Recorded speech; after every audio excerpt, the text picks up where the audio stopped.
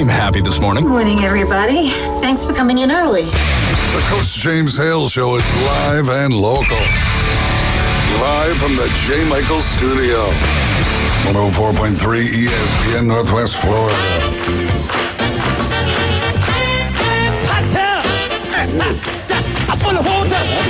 Stay hot tub, stay hot tub. Gonna hot tub, I'm gonna make it wet. Stay hot tub, rubber dub and hot tub, rubber dub with me. Chuck in the hot tub, Yeah! will it make me sweat? Yeah! Chuck in the hot tub, Yeah! will it make me wet?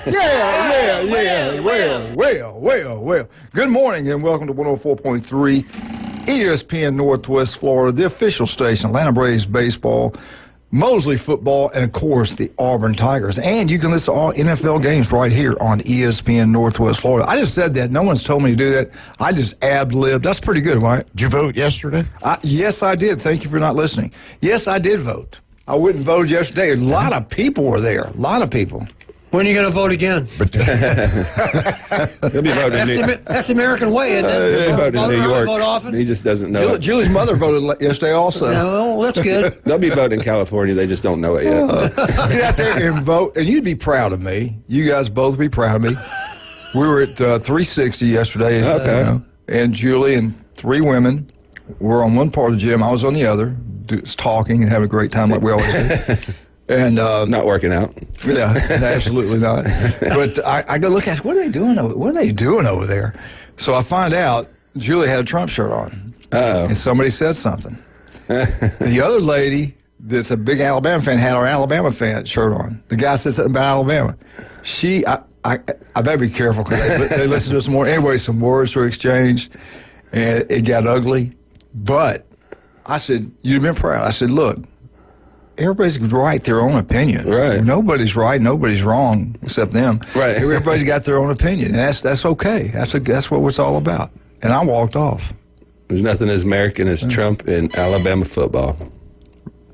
Yeah, let's look. We can switch. Look how scared he is. In the old days. There's Randy right there. Bing, bing. Yeah, was it Randy? No. We ain't talking politics. We should go we're vote. just kidding. Vote however you want. Yeah. You're right. Look at his face turning red. Anyway, I got to ask y'all about this. Never in my life I've seen this. And I think it's BS. I think Kirby knocked out of the ballpark. We hit on it yesterday.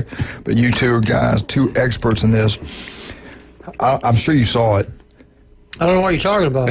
Georgia, Texas. Georgia throws it interception. Texas runs it down to about the 10-yard. It runs about 50 yards. It gets down to the 7-yard line. Right. All of a sudden, there was a flag. Pass interference on Texas. People go completely crazy. I mean, I have not seen this. I don't remember seeing it that bad in an NFL game. They're throwing beer cans. They're throwing bottled waters. They're throwing anything they can on the field. Other people. They stopped the game. They stopped the For game. like 10 minutes. Yeah. Then all of a sudden, They get the together. officials get together. We know we're in Texas. We know you love football. We're going to reverse the call. Yeah. Well, We want to live. Right. the thing is, I It's a didn't see it- judgment call. I didn't see it live. I saw it, the replay. That's not a reviewable call. Pass No, interference. thank you. It's Thank not you. a reversible call. Thank you. It's not. I'm not saying that right. It's not a reviewable call. Right. Thank you. I didn't think it was much of a call at all. I don't think it's No. pass interference. I No, don't. I don't. The point is, But they called it. it's But- not pass interference, but you set a bad precedent I was to just let gonna- the God. fans I was throw just gonna stuff on the say- field, and then you go change your mind because obviously the official saw something. There's a little contact at the top of that play where he runs in. That happens on every play. Shouldn't have been called at all.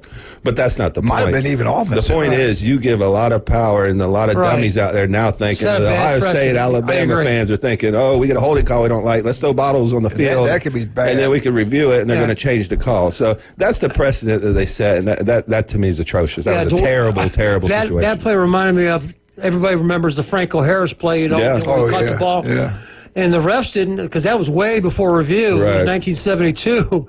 And they said, I'm not sure that ball didn't hit the ground. And they got together and said, I don't care if it did or not. Right. We're not changing anything because we'll never get out of here alive if we. And that's what it looked like in Texas. That's serious. That's what I know. That's the same. Kirby, that's what I thought. Did you see Kirby? He went. I've never seen him get like that. He went nuts. Even after the game, he said they tried to steal it from us. And Well, speaking of bad calls, That was in that good. Kentucky game Saturday, they didn't. The Gators went in for a touchdown, but they really didn't get. But what they did was neither one of the line judges, umpire, called. Touchdown. You know, whether it was a touchdown or not. And instantly, the players, of course, are acting like it's a touchdown. But all of a sudden, the lights start flashing on and off in the stadium and everything like that. And it was 30 seconds before they made a call on that one. Yeah. And so, that replay showed he didn't score. Yeah. What's funny? Once you let the I was fireworks, making it up. I didn't see it. you can't shoot the Well, I'm fireworks. telling No, you. I know that. But they gave it But to listen, that's Kentucky. Nobody cares. Oh. Kentucky. I mean, That we're game- talking Texas, Oklahoma, and Georgia. Okay, we're talking real football. So the real problem I had in the Texas game was the review on the touchdown that they called a non-touchdown. That was a blatant. Obvious. Which one was that now? Etienne, it went in. I think it was 3rd and goal at the time. Reached the ball over the goal line. Clearly a touchdown.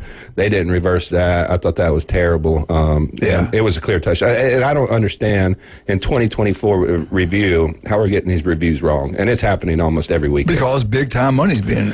I run. What else is it? I'll shut up. What else is it though? I mean, if it's a spade, it's a spade. You know what I'm saying? I mean, that was a clear touchdown, and review showed it. It was a clear. You know, he extended the ball over the line. His knee was above the ground, and they didn't, overturn it.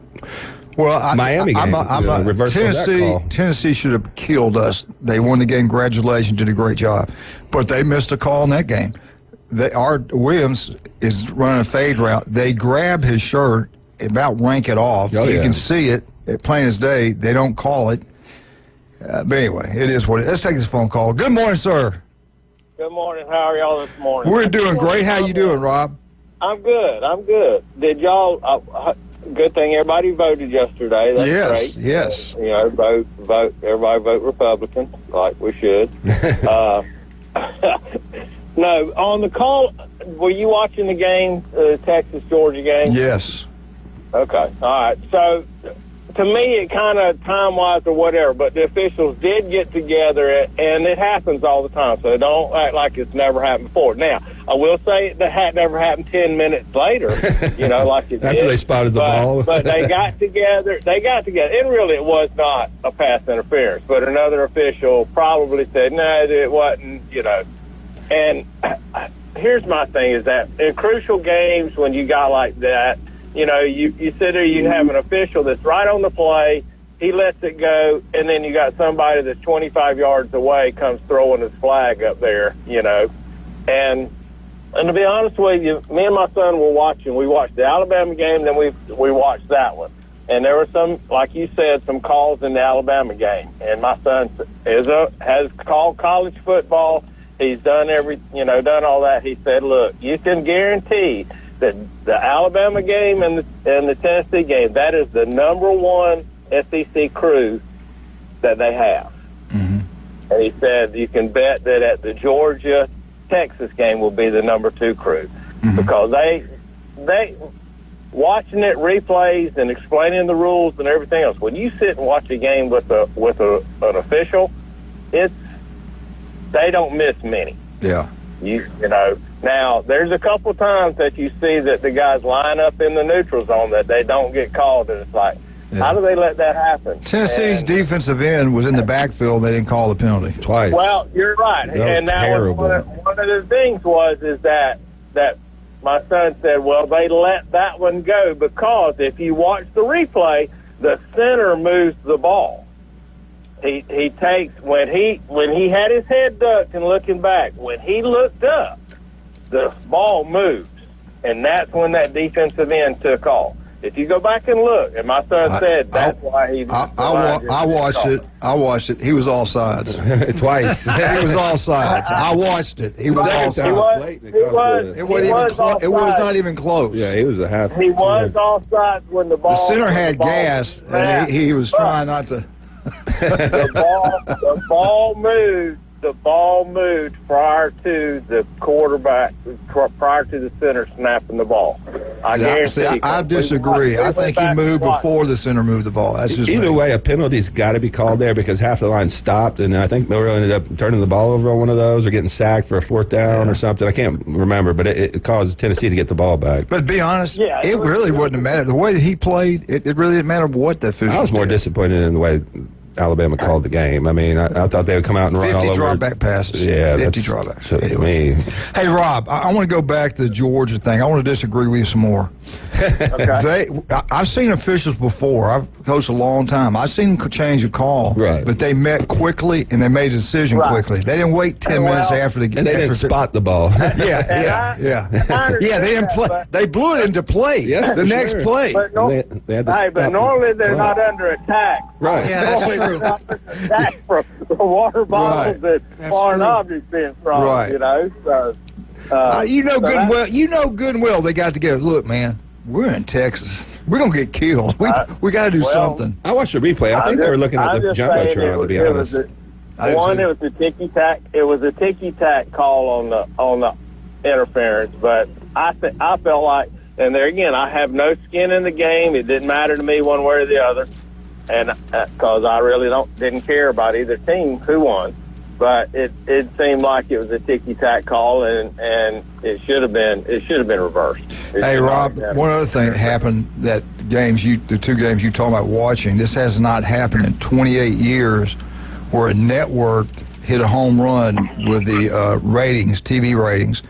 The Alabama Tennessee game, on average, not at peak, but average over 10 million. Nice. In Georgia, Texas, just average, not peak, was 12 million. So they nobody's done that on any TV network in 28 years. So they're making a killing on ABC. ABC's making, and I hate it because I hate it. I wish we had anything to do with ABC and something else, but we do. Right. Disney. And so all the powers that be at Disney, they figured it out. Hey, we can make a killing if we can get that contract away from CBS. Yep.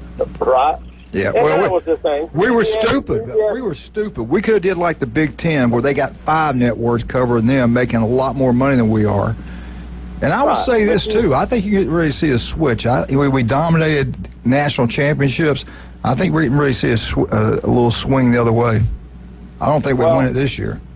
What I didn't like about CBS having most of the contract with the SEC is that a lot of the games were noon, 2:30 kickoffs. Well, you didn't get to see nearly as much coverage as them. We like to watch those games. Correct? Yeah, they didn't do it. They only do like 1 or 2 night games a year on CBS because they're network. That's what I hate about scheduling. Fox. You know, the Penn State Ohio State game's on at noon, and we're actually that's good for Ohio State. Don't get me wrong. I used to hate that. Now that I'm kind of getting used to it, to be honest with you. I go down and thank you for the dinner. Yeah, absolutely. Lunch. We had a great time. Yeah, Man, down there. That steak was good, wasn't it? Yeah, it looked steak's good. amazing. My God. Yeah. Rob, y'all and me stand at 11 o'clock and buy our dinner. Yeah. Where's that at?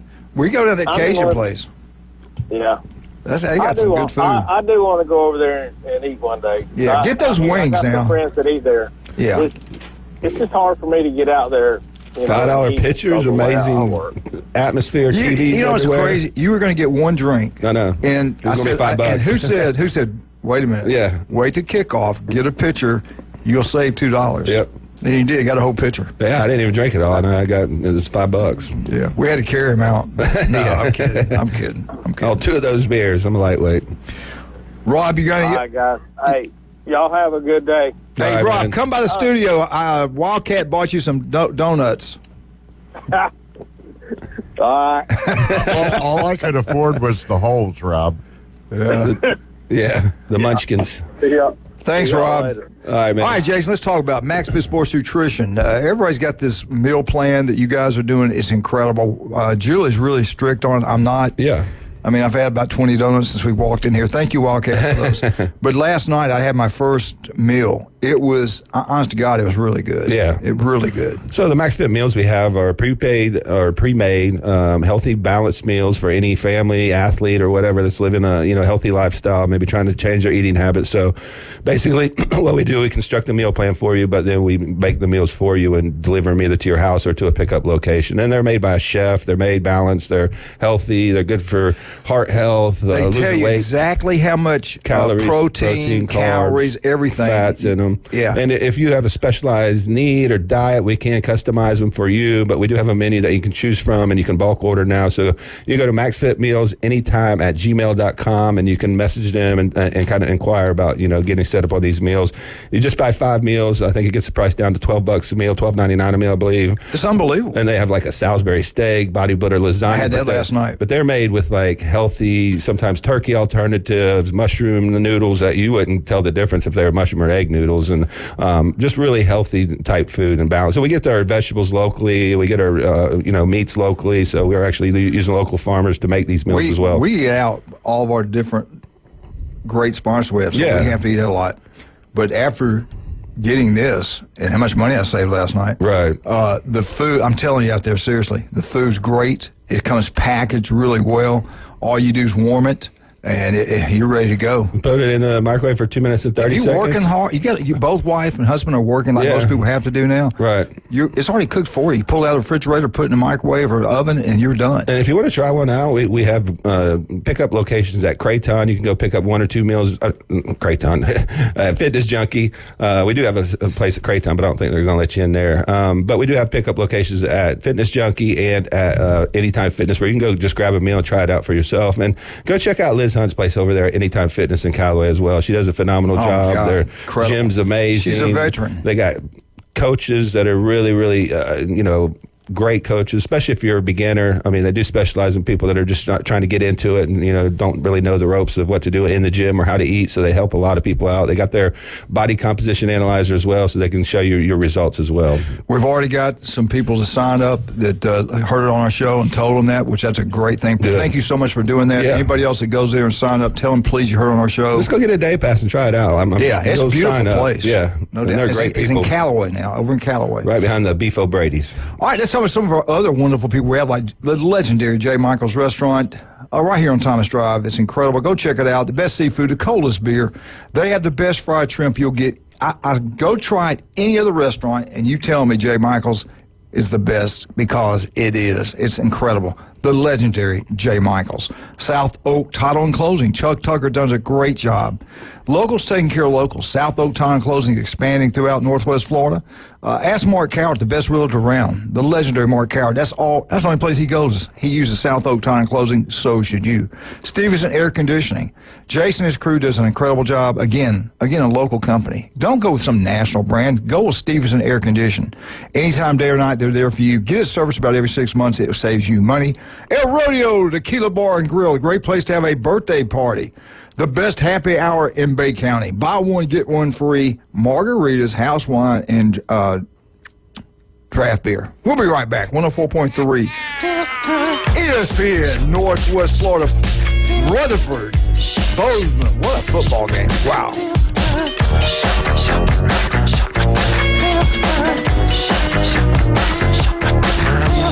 This just in.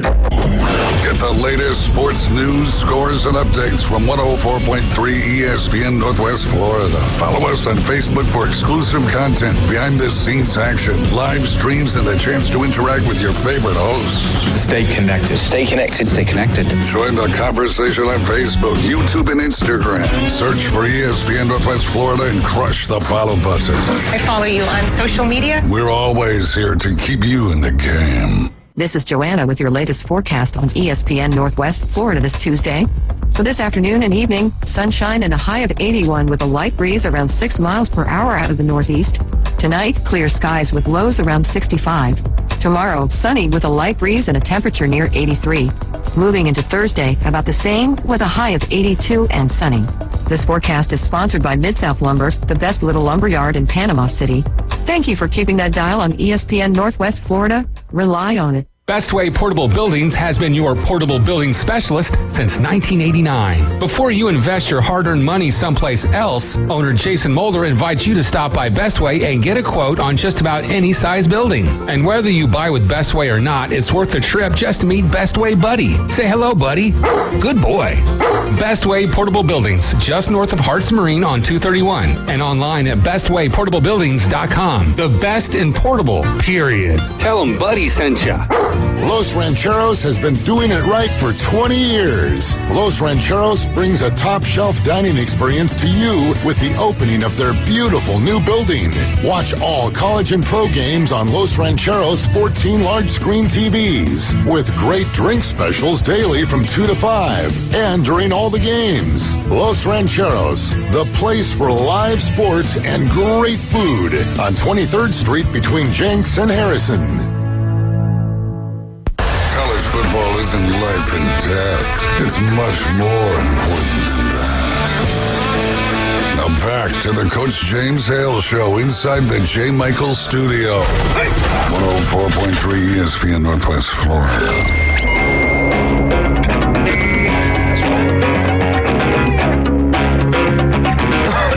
Excuse me. And welcome back. It's Rutherford Day. It's Taco Bell Day. If you're a Rutherford Ram in Callaway, you get to Taco Bell in Callaway. They're big-time supporters of Rutherford Rams. Appreciate their support of Coach Floyd and the Rutherford Rams. Taco Bell. 3 great locations also in Panama City Beach and also down in Port St. Joe, the Tiger Sharks. Big supporter of the Tiger Sharks. We got Coach Floyd. Good morning, Coach. How you doing, buddy? Doing well. How we doing, Coach? Good morning. Good morning to you. Hey, what a game. I know it kind of came up on the short end, but it was a competitive football game, back and forth, 20-19. Talk about the game, what happened, and give us some names of some players. Man, we jumped out on the guys, 12-0. We went for 2 because we had a long snapping issue early on in the game. And it was, so then they ended up coming back, scoring like right before half, I think on a little pop pass. Dakota Johnson, I think he made a pretty good play, got caught a football, made a couple moves, got missed, and then now it's 12-7. Come out at halftime, we score. And then it seemed like things started slowing down a little bit. And, you know, a couple plays we didn't make, a couple plays they did make. It kind of was a turning point of the game. We had a touchdown drive. We fumbled going in trying to, you know, with a big first down. The kid, you know, had a great run. He was just fighting for yards, got hit from behind. And fumbled the football, just an unlucky break on that part, man, because it was going to go up and go up by 9, be able to put the game away. At the end of the game, we jumped off sides on 4th down. If we stopped them on 4th down, game's over. Run the clock out, no more timeouts. But overall, man, the guys still played well. Some of the same mistakes we cut down on some, and still made some at times. So I still was proud of the guys, man. They was out there competing, and we was able to have fun, but also compete. Bozeman have a couple good athletes over there that transferred from North Haven, man. So we respected those guys coming in. Coach Bronson Sweat's been doing a good job coaching the guys up front. But as far as our guys, man, Tyshawn Travis ran the ball pretty well. Roman Holmes had about 12 carries for like 120-something, 30-something rushing yards. You know, because Zion Rochelle had a big catch. Jaleel Reed had a couple of good runs, a couple of good throws. Man. So everybody that we kind of continued to spread the ball around, man. We just came up short, and so I just put that one on me, just going back to find those points early on in the game. When it comes down to 1-point losses, I don't want to put those on the kids making the same mistakes that we already have been making. I put that on the coach, and I take that one on my face. But it was a good competitive game, though, and we embraced the atmosphere and we enjoyed the game. Just didn't come out on our end.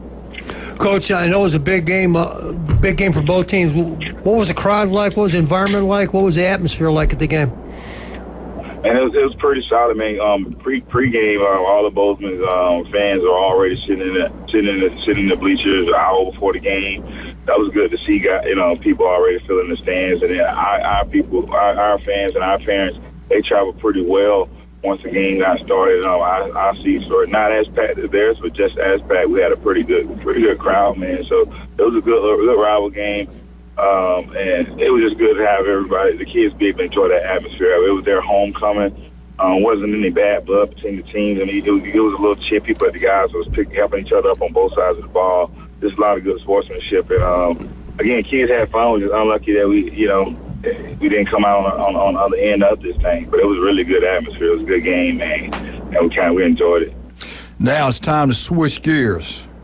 Bay at Rutherford. Bay district champs. Rutherford. Biggest rivalry in county. Rutherford's coming. They coming. This is going to be a good one. I can tell right now it's going to be a good. I think it's going to be a high-scoring game. Oh yeah, I really do. You got explosive players on both sides. What's your take on this game, Coach? Give us a little scout report. Man, I think it can get to that point, but me over on the defensive side of the ball, I'm trying to slow that down, so hopefully it doesn't get that way. But man, it is two good offenses, man. Jeremy Brown got those guys, regardless of their record. They play guys like Madison County, Mosley, Escambia, West Florida, and teams like that. So they played some pretty good teams, and some of those losses were, 1-point loss, controversial calls. So them guys could easily have a winning record right now and on top of their district. And, with them guys going on top of their district, they coming in and playing us, they feel like they got a little bragging rights because they should, because they won their district. But we both coming off a loss, man. I don't think anybody has to, tell these guys on their side of Harrison, 11th Street, what the game means. And I don't think nobody in Springfield has to tell our guys over here what this game means, because it's a rival game. It's Rutherford Bay. I mean, one of the longest rivals around here.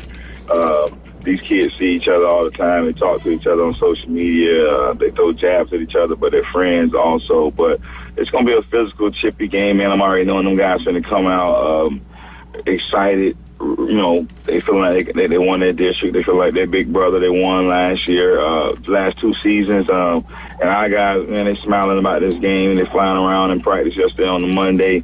Just kind of get the atmosphere a little chaotic and a little tense, just so it can be simulate the game, man. But it's going to be a fun one, another fun one. Man, we're really excited about this rival, and we're ready to get to work on Friday. This is the big one, Friday night. Tommy Oliver, Bay at Rutherford. So you guys are actually the home team, is that correct? Yes, sir. Yes, sir. Okay. It's senior night and homecoming. Is it true you're going to wear white and make Bay wear a different color than they usually do? Are you going to do anything like that? That's far from the truth. No alternate uniforms? All black. Yeah. Oh, man. So they can wear their red if they want, but it's going to be a good one now. I think it's going to be real competitive. That's going to be a great game. Yeah, when they got guys that can catch, they got receivers and everything like that. Is this a game where you try to slow it down, or no? We're going to do whatever we got to do. And I do think that Coach Brown want to get it with the receivers that he has. Man, if you guys just turn on tape, he probably got one of the best receiving corps around North Florida and the Panhandle. That's just me being honest when it comes down to what they have in their locker room. And I think he had a good bruising running back in MJ Wilkinson, and he had a good shifty back in Kadarius Manley, who played DB corner for them guys. But everybody's it's finesse. They got some toughness up front, but they still want to throw the ball, and they got some guys that can do stuff with the ball. So, yeah, we won't go at the pace that they're going at. We'll try to slow down a little bit, but, we like to be a little up-tempo also. But we won't be as fast as those guys are. Kind of slow it down, because you don't want to get into an air raid match and then 3 and out start happening, and then our defense get tired. So we still want to play complementary football and play our football. So, but it has a chance to get that way. It does. It really does. Just looking at the offenses and looking at how the season has went for both of us. Cannot wait. Friday night, the oldest rivalry in Bay County, Bay at Rutherford, 7 o'clock, Tommy Oliver. Good luck, Coach. Listen tomorrow. I'll try to get Coach Brown to say something to make you guys mad. Yes, sir. No worries. All right, buddy. Yes, sir. See you later, buddy. Bye-bye. Good luck, Coach. That's gonna be a good one. It's always been a good one. I mean, when I grew up, I went to Bay High. That was our biggest rival. Basketball, football, it didn't matter. You could throw, tennis rackets out there. We would fight over them. You know what I'm saying? It was an intense rivalry, but we all respected each other. So I think this is going to be a great game. Two teams going in the right direction. You know, they've played a tough schedule, both of them all year. They have some close losses, good wins. So this is going to be a battle. A lot of hard hitting in this ball game. A lot of speed. Yeah, I tell you what, you got good skilled players on both teams. It's going to come down to who makes mistakes. Yep. Turnovers are probably going to turn penalties. Penalties. Watch Alabama, Tennessee game. All right, let's talk some of our great people. We got so many great specials. Sponsors is incredible. Dr. Chad Mitchell, love him, the legendary Chad Mitchell. Did a great job yesterday in here. We had people talk to us about the show yesterday. We're getting after each other, and people enjoy that when YouTube jump up on and try to make me look bad. Try. Y'all are mean. Chad's mean. No, he does a great job. 25 years on Bay County sideline. The legendary Chad Mitchell. And you don't have to be a great athlete. Just call, make an appointment. Any kind of injury, go see Chad. He'll take care. He does a great job. That Cajun place, Jason and I and Blaine Burnett had a wonderful time.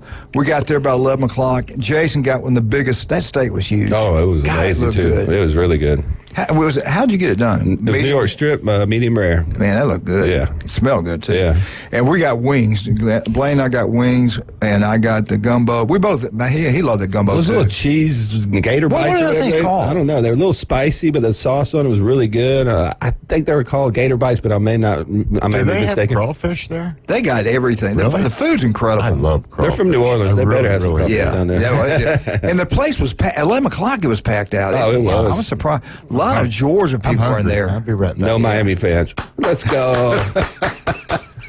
Most irritating. Who are we watching? Auburn and Missouri. We'll talk more about that later. Anyway. Hugh. Yep. Anyway, but get out that Cajun place, have a great time. Summertime's going to take you an hour to get in there, not now. And one great thing about Saturdays, you get down there, they got a brunch. So now they're opened early. In the past, they opened at 11, so everybody's outside waiting. You'd miss part of the first of the games, getting seated and everything. That doesn't happen anymore. That Cajun place on Thomas Drive, go check it out. You'll love it. Speaking of barbecue, you love barbecue. The only place to go is Rudy's Barbecue on Back Beach Road. Yes, sir. Great turkey. They got it all. Thanksgiving's going to be coming up pretty soon. Tommy Sandeman always uses them for Thanksgiving and Christmas. Let them do it. They also cater. They got the Lorelei Layton room in the back. You have a birthday party back there, chamber meeting. You can have a football banquet. TVs everywhere, breakfast, lunch, and dinner.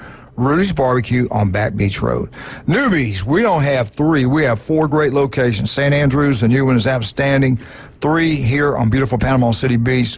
Newbies 2 on the Curve. Go watch all the sporting events that are being played on TV. Have a great time there. Head on down to the Mothership and listen to the best bands in the Southeast, because that's what Charlotte wants. That's what she gets. We'll be right back. 104.3 ESPN Northwest Florida. Jim Brandt, FSU. Be right back.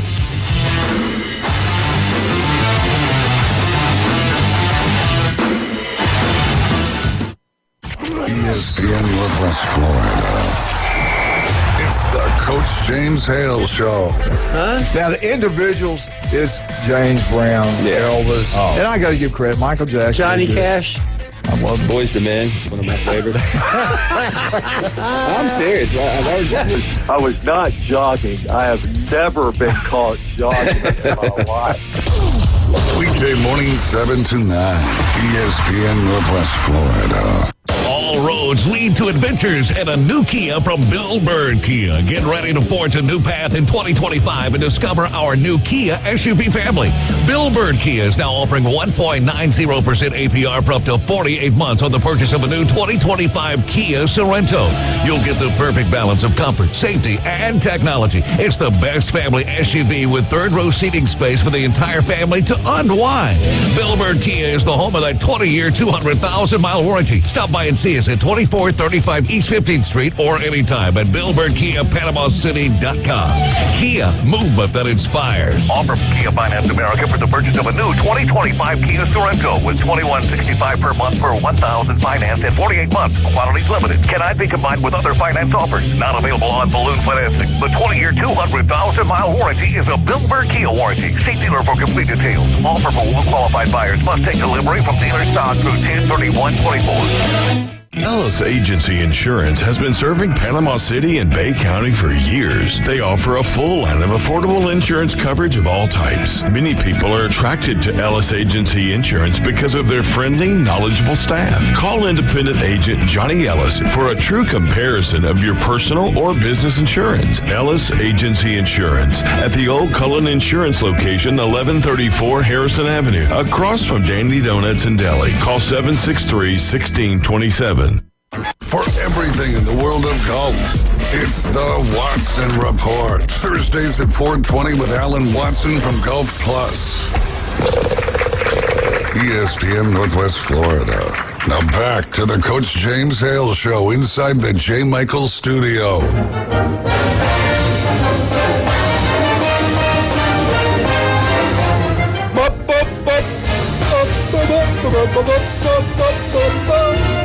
Florida State, Florida State, Florida State.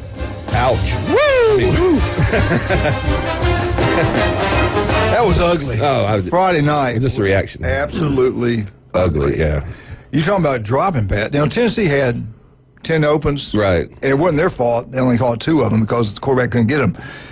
Florida State quarterback got to 3 of them in their hands. They just completely dropped them. I hadn't seen something like that in a long time. It's it looked bad. Bad situation over there. I don't know how to fix it, but it's got to get fixed somehow. Jim Brandt's going to tell us how to do it. Let's just here. do it. Before we get going, let me give a shout out to newbies. John Sharp, love you guys. They are truly wonderful people, always giving back to the community. Get out to any of the newbies, support them. They're always giving back. Florida State update brought to you by newbies. All right, here we go. I wish it was better news, but unfortunately it is what it is. This Saturday, we got Florida State 1-6 versus Miami 7-0, number 6 in the AP latest AP poll. So Miami's trending in the right direction. Florida State not so much. The game's at 6 o'clock, and I don't remember. We talk about Miami or not Miami, but Florida State being an underdog to Duke. That's crazy. Right. They're an underdog to Miami by 21. 21 points. Are you kidding me? If you've ever followed this rivalry, which I'm sure you all did back in the day, it was. Pick them like every year. It was always. I can't remember. 21 points. That's a huge spread in a rivalry game like this. The all-time series is Miami has won 35 times, Florida State 33, but Florida State's won the last 3, including last year. Now, if ever there's a game, or not a game, but teams that illustrate the good and bad of transfer portal, this is it. Right. Let me give you an example. Cam Ward, the quarterback at Miami, transferred in from Washington State. In 7 games, he's thrown for 24 touchdowns and almost 2,600 yards. He's got the most touchdown passes in college football, big-time college football. Compare that to Florida State's DJ, who's got like 2, 3, something like that. I mean, I'm not trying to be ugly. I mean, it's just reality. Right. It's less than 5. I know that. Yeah.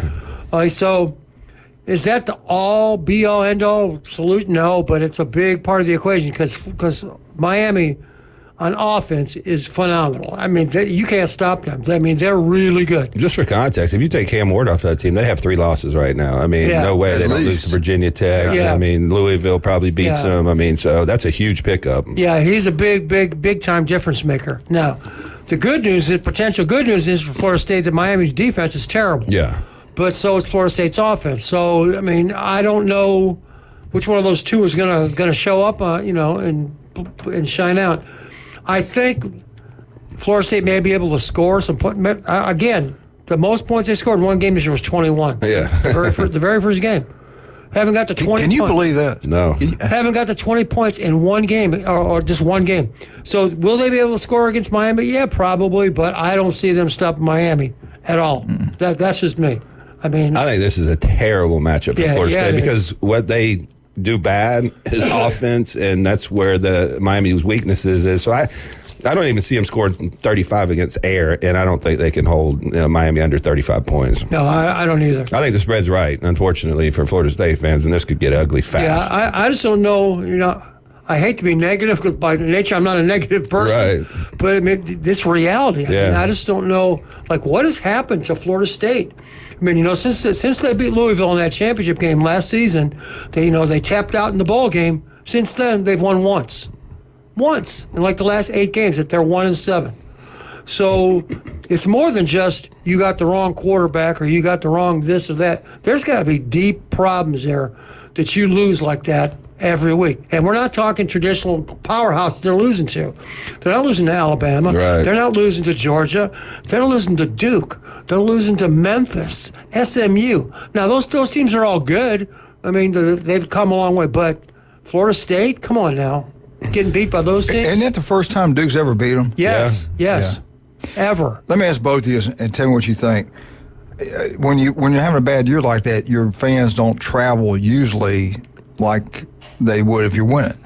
And the game's at Miami? Yes. So what kind of crowd do you think? I don't think Florida State fans are going to travel. I don't think Miami fans will either. No, I think Miami have more than they usually do because they're winning the ranked. I think think that. And it's Florida State, so. Yeah, so there'll be more.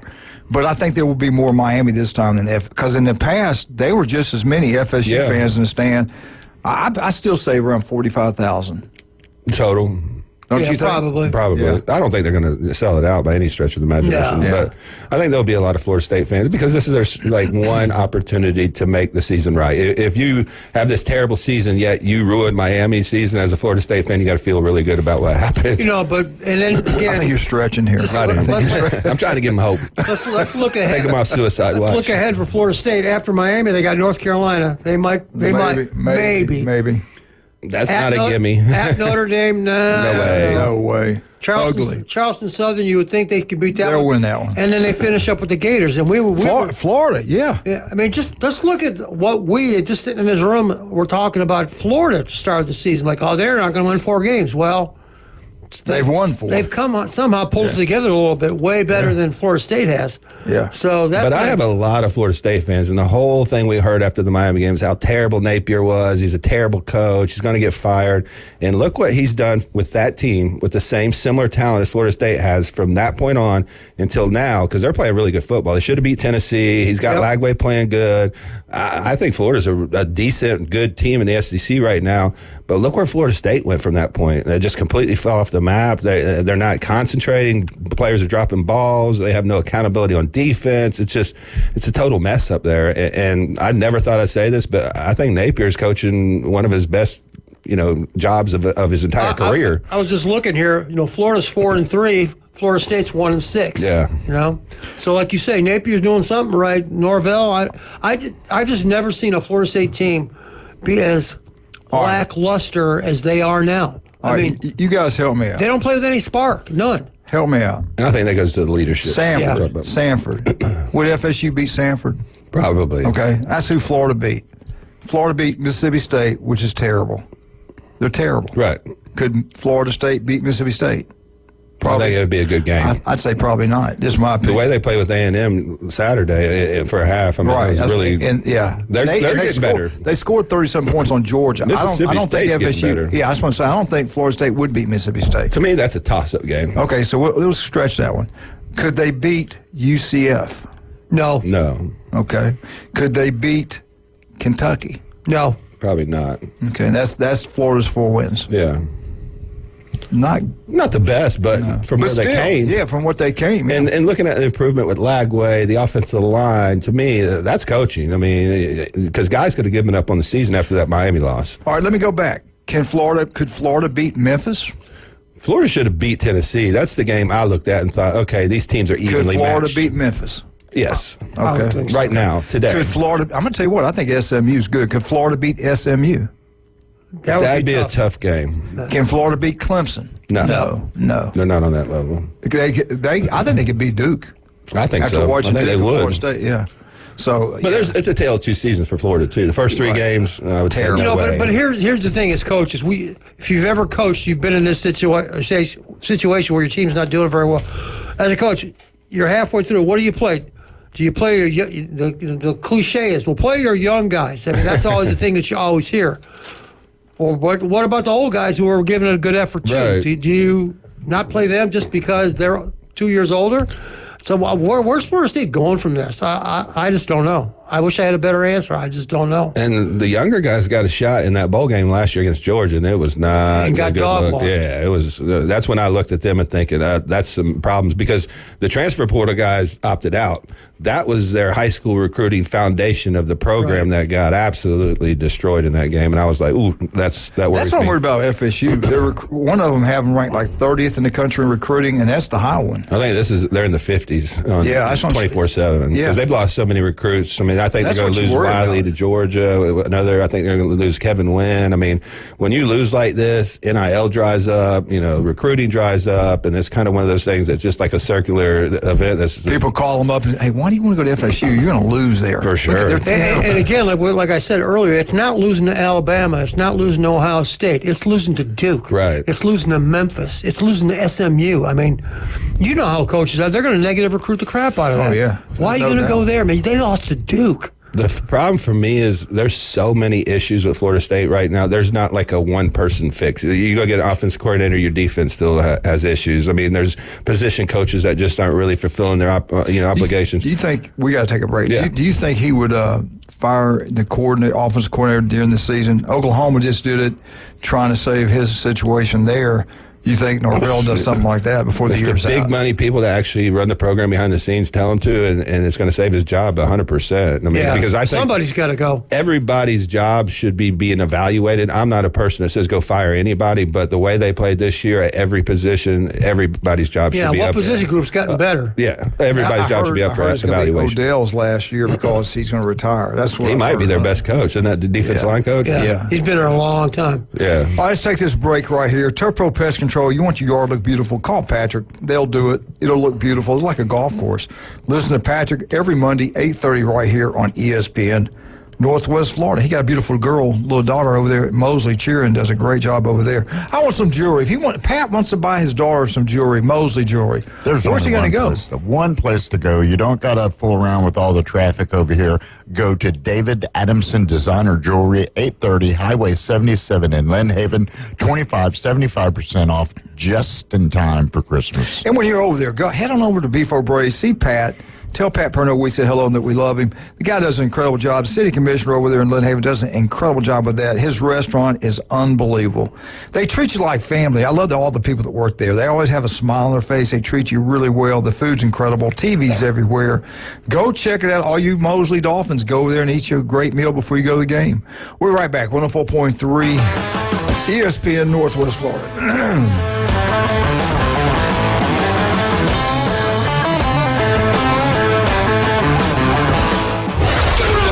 ESPN Northwest Florida is your touchdown headquarters for the Mosley Dolphins and the Auburn Tigers.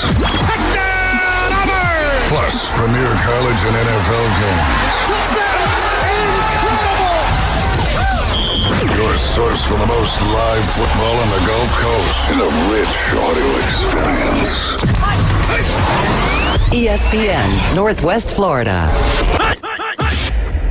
This is Joanna with your latest forecast on ESPN Northwest Florida this Tuesday. For this afternoon and evening, sunshine and a high of 81 with a light breeze around 6 miles per hour out of the northeast. Tonight, clear skies with lows around 65. Tomorrow, sunny with a light breeze and a temperature near 83. Moving into Thursday, about the same with a high of 82 and sunny. This forecast is sponsored by Mid-South Lumber, the best little lumber yard in Panama City. Thank you for keeping that dial on ESPN Northwest Florida. Rely on it. Well, it's that time of the year again, folks. Yep, Christmas is right around the corner. And to avoid the stress and rush, Tracy's Fine Jewelry is starting our Christmas sale early. That's right, all diamond jewelry is on sale for 30% off. All estate jewelry is on sale now for 40% off. Rings, earrings, pendants, and bracelets. Mark it off your list and lay away now. At Tracy's Fine Jewelry, we love to save you time and money. So avoid the rush and come see us at Tracy's Fine Jewelry, where Santa shops. That Cajun Place is your LSU and Saints football headquarters. Saints and LSU fans, wear your team colors and score a free Jell-O shot when your team scores a touchdown. Only at That Cajun Place. Get $5 pitchers on select draft beers during all live football games. Catch all the games at once with the NFL package on 27 large TVs at That Cajun Place. And the best wings on the beach. The locals' favorite, That Cajun Place. His biggest fear about the zombie apocalypse is all the walking. It's the Coach James Hale Show. Live from the J. Michaels Studio on 104.3 ESPN Northwest Florida. All right, here we go. And welcome back to 104.3 ESPN Northwest Florida official station, Mosley football every Friday night right here. As they travel, I believe, to Gulf Breeze, David will have the call. Him and Kyle, they do a great job. They do an incredible job. All right, let's talk about it. I want to get this in real quick. I do want to do this. There was something else I want to do. What was it? All right, here we go. This is the highest paid coaches in college football in the SEC. Kirby Smart, the king. It's just his world. We live in it. Kirby's making this year $282,580. He is the highest paid coach in college football. He is the highest paid coach in the SEC football. He earns his money. He deserves it. Texas, Coach Stark makes $10.6 million at Texas. He just lost. He's ranked number 1. He loses his game. Number 3, Alabama, DeBoer makes $10 million a year. Ooh.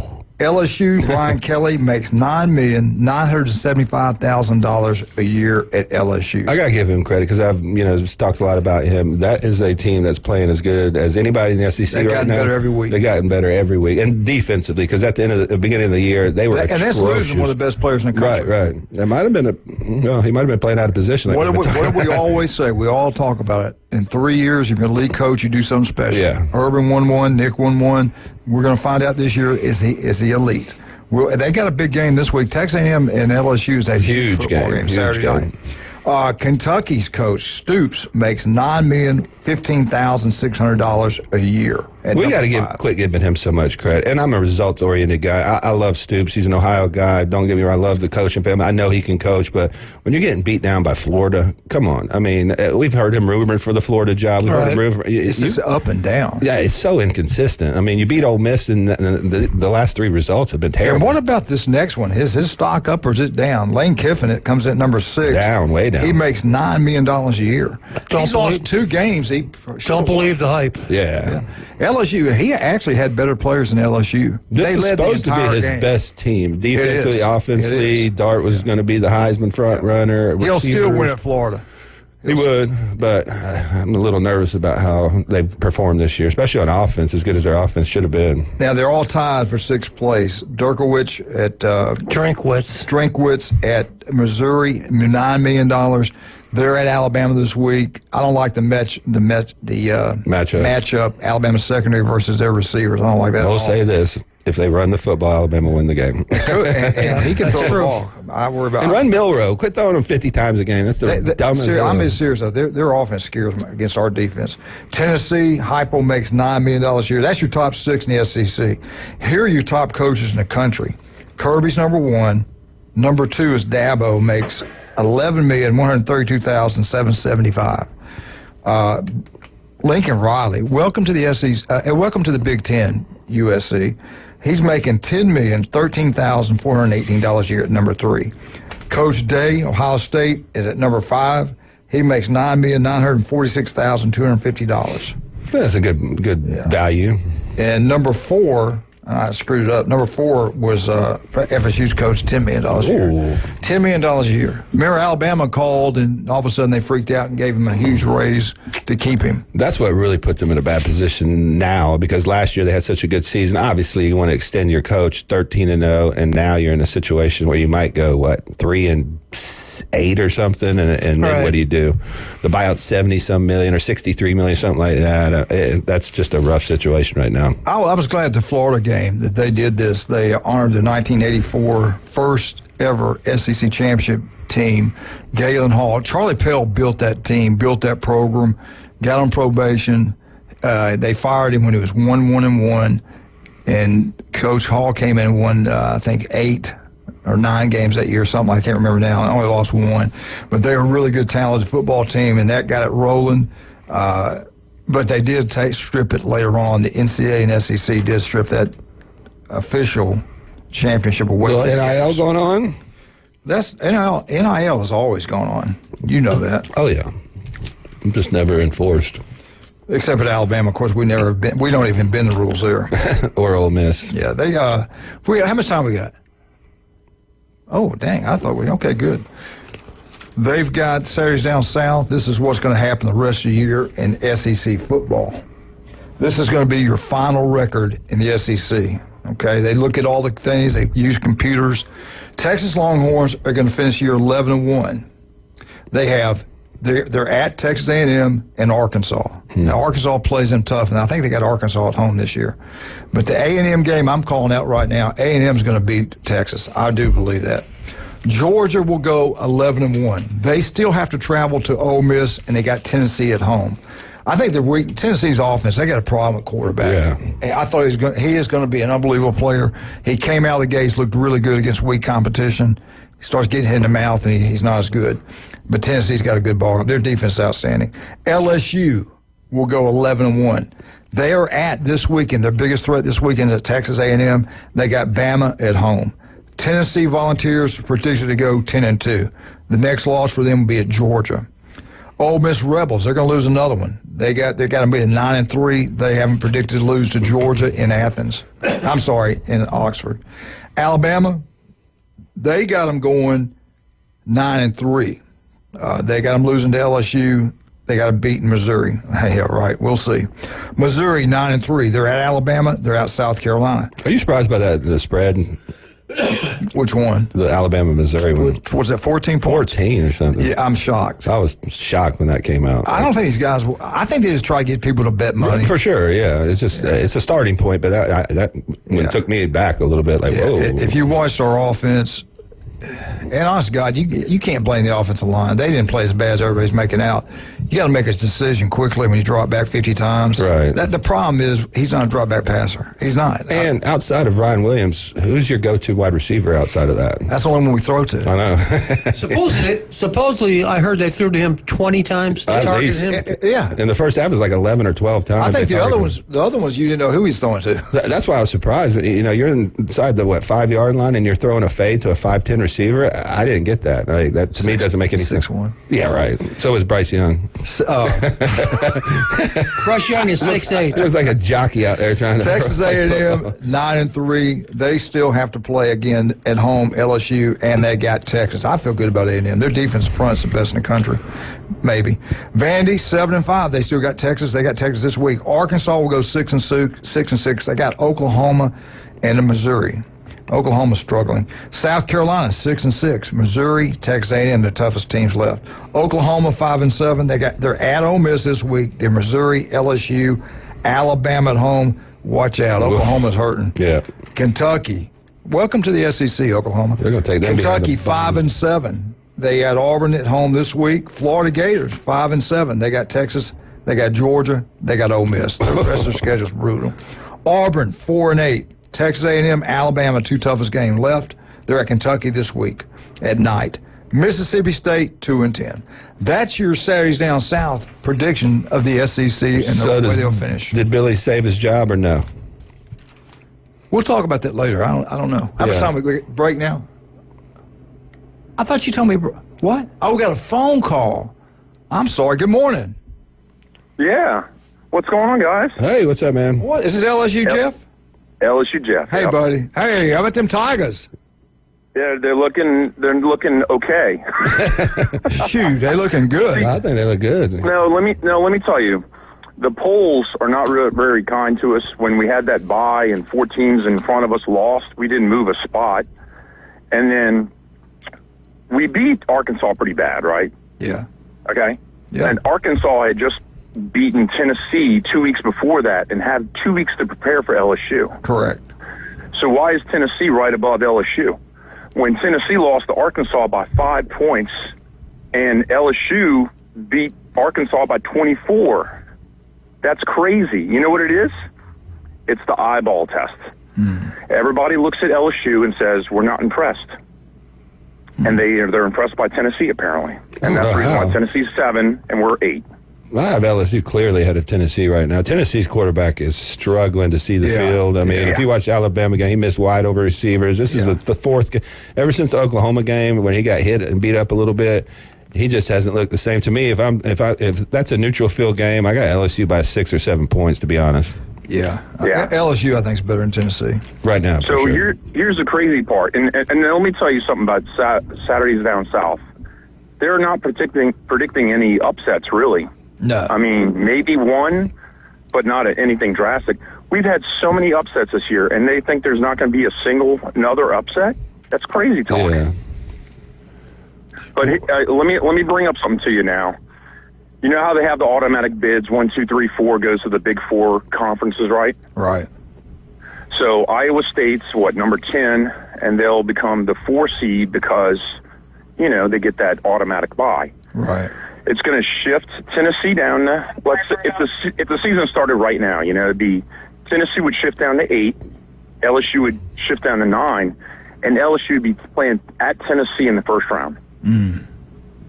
That's okay. And that'd be good. And there could be an SEC against SEC team, game in the first round of the playoffs. There'll probably be a couple. Yeah. And then you'll probably play one in the semifinals.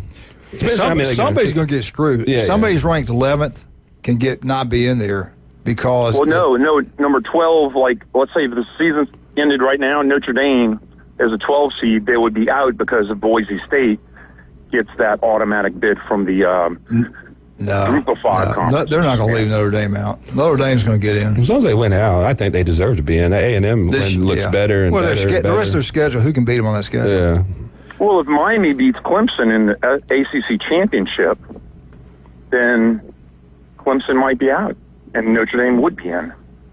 So that would be, anything can happen. I don't like that. I don't either. I mean, you're going to penalize the team for playing in a championship. Well, let me ask you this: on a neutral field, who would you take between Notre Dame and Iowa State? I'd take Notre Dame 100 times out of 100. I'd give them a bye. And that's what my problem with the automatic bids for the Big 12 and the ACC are. I mean, not the ACC is as bad as the Big 12, but still, you look at the Big 10 and the SEC. There's probably that's the reason I'm glad the Big 10 and the SEC are getting together and saying this is what it's going to be, or we're going to pull out. Well, they're seeing what we're seeing. It's totally unfair to put those teams in the top 4 when you got 3 or 4 other teams in each conference that are probably deserve. Jeff, I got to take a break. You want to hold on, or you got to go? No, I can hold on. But it's the Alabama update.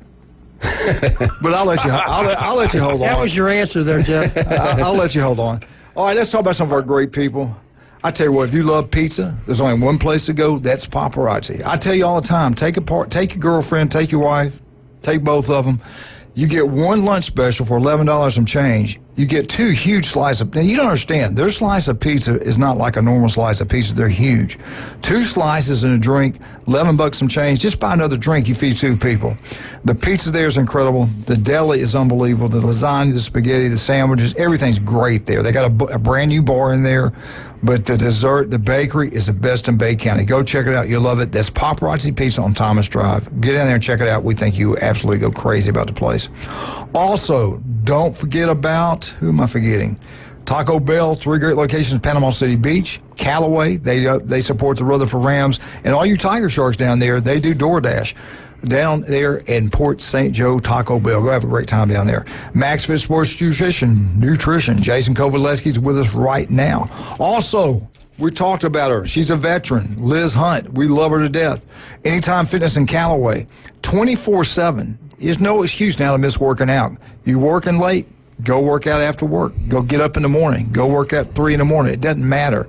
The place is a great facility, great people down there, great trainers. They do a great job. And she's, a veteran. A veteran. Go support the veterans. We'll be right back. 104.3 ESPN Northwest Florida.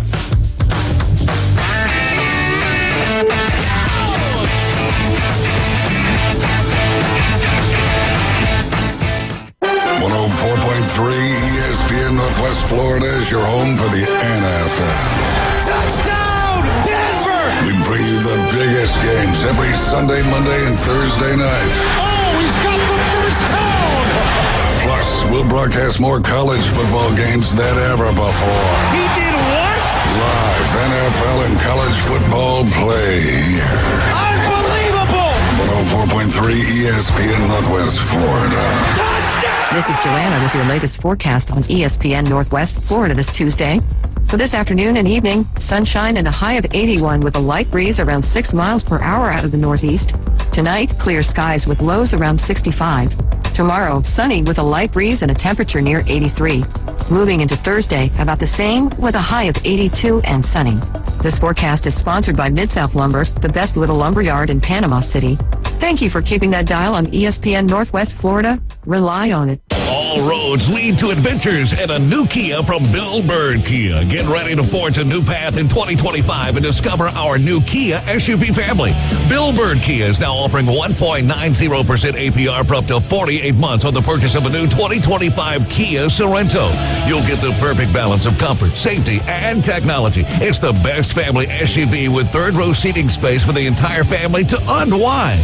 Bill Bird Kia is the home of that 20-year, 200,000-mile warranty. Stop by and see us at 2435 East 15th Street or anytime at BillBirdKiaPanamaCity.com. Kia, movement that inspires. Offer from Kia Finance America for the purchase of a new 2025 Kia Sorento with $21.65 per month for $1,000 financed at 48 months. Quantities limited. Cannot be combined with other finance offers. Not available on balloon financing. The 20-year, 200,000-mile warranty is a Bill Bird Kia warranty. See dealer for complete details. Offer for well-qualified buyers. Must take delivery from dealer stock through 10/31/24. WGSX Lynn Haven, W Field, Q Port St. John.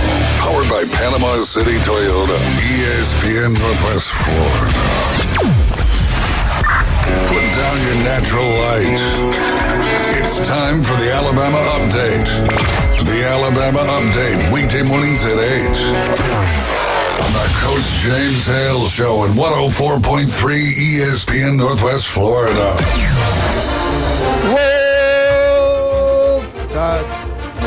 Alabama Update, brought to you by Stevenson Air Conditioning. They are number one. They never get Not penalties. very enthusiastic. They never penalize. They never, ever throw interceptions or drop the ball. They do a great job. Stevenson Air Conditioning, number one. Anytime for you, day and night. Locals taking care of locals throughout Northwest Florida. One of the few things you can purchase that pays for itself. Get it serviced about every 6 months. It's going to save you money on your power bill. It makes the unit last longer. Jeff, let me get this Bama update and I'll get back with you. Alabama's ranked 30th in the nation in penalties. They average 8.9 yards, 8.9 penalties per game. I said there's two keys to the game: stop Tennessee's rushing attack and don't turn the ball over in penalties. 2 years ago down there, we got beat 50-something point, 50 to 40, whatever it was. We had 17 penalties that game. We did better this time. We only had 15. We lost 115 yards. Making progress. Yeah. Getting better. Getting better. Good coaching. This week, we played Missouri at Alabama. Alabama's homecoming game. Kickoff is at 2:30 on ABC. Alabama is favored by 14 points. 24/7 bowl predictions. Alabama Crimson Tide will go to the Gator Bowl. They will play Pitt in Jacksonville, Florida. Ooh. So you can cancel the Sugar Bowl tickets, you can the playoff tickets, and everything else you've had. You think Alabama travel to that one? You can also probably not worry about paying that extra. You know, they've already sent out the paperwork for the playoffs. A home game in Bryant-Denny for the playoffs. Just thinking ahead. They really have. They seriously have. They said that Tennessee had fake crowd noise blaring in. Everybody does that. Everybody has a microphone. Come on. Who cares? Right. You got beat. ESPN, their bowl prediction. Bama will go to Las Vegas. They will play Arizona State.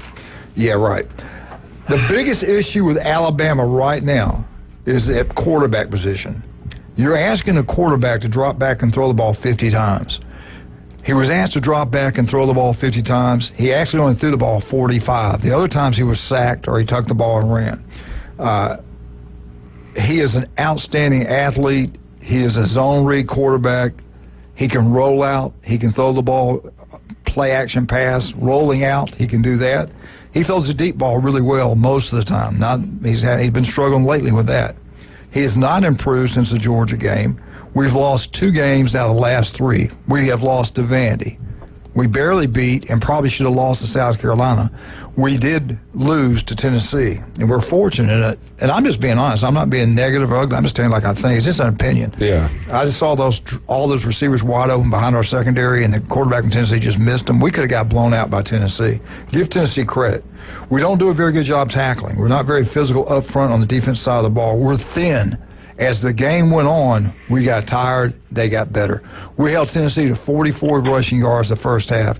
In the second half, I think the running back himself had like over 100-something yards. I think he ended up with 170. And that was the difference in the ball game. Yep. We got to do a better job tackling. We got to do a better job with our defense. And when our offense has got to start producing points. To beat Missouri this week, I truly believe we've got to outscore Missouri because their quarterback can throw the ball. They got really good receivers. Our secondary's thin. Sapp is out. We got 2 true freshmen starting at corners. We just don't have the depth we've had in the past. Neither does Georgia. Kirby talked about that. 26 players transferred out. We got some good ones that transferred in. The bottom line, we can blame the coach, whatever, and they do make some mistakes. The thing, the biggest concern to me with Alabama is that we don't have any class anymore. I'll be honest with you. We fight. We get 15-yard penalties. We kick the ball. We don't do what the coaches tell us. You never saw that before. You never saw it with Nick Saban's teams. You never saw it with Bear Bryant's team. 15 That's penalties. a game. Yeah. We average 9 a game. That's what really disturbs me. Now, the experts running all this stuff through the computer, they say gives Alabama 82% chance to win this game.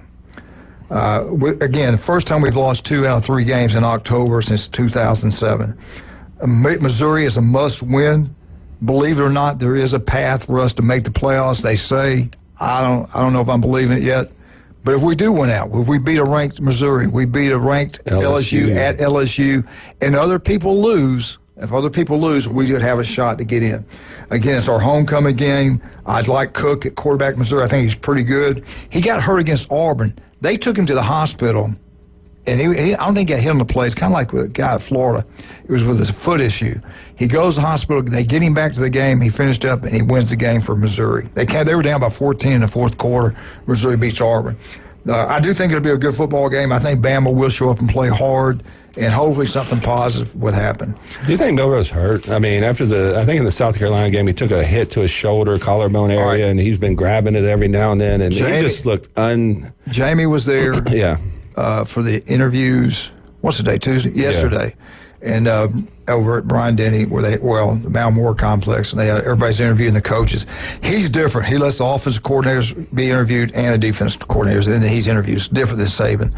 And the question was asked, and the head coach didn't want to answer it. Right. He goes, here was his answer. When you play this many football games, everybody's beat up and hurt. Right. Everybody is. He's hurt. Yeah, exactly. It's left it at that. And you can see some passes that he's leaving just too high. He's not following through. He's not. And I just remember the South Carolina game. He took a hit right on his shoulder. He grabbed it right after it was a run. Looked like a collarbone. And I was like, ooh, that looks a little rough. If that's true, which it probably is, this is just me now. I'm an old offensive line coach. Why don't you run the ball? Right. Yeah. With your All-American running backs. We got 2 running backs. That's just me. That are great players. Physical, hardly too. ever touch the ball. Let me ask this, Jim. You coached. Would you make a guy? We had Eddie Williams. He wanted to throw the ball. He couldn't throw. Right. One pass be in the ground, one pass be in the stands, one pass be on target. Right. So we moved him receiver.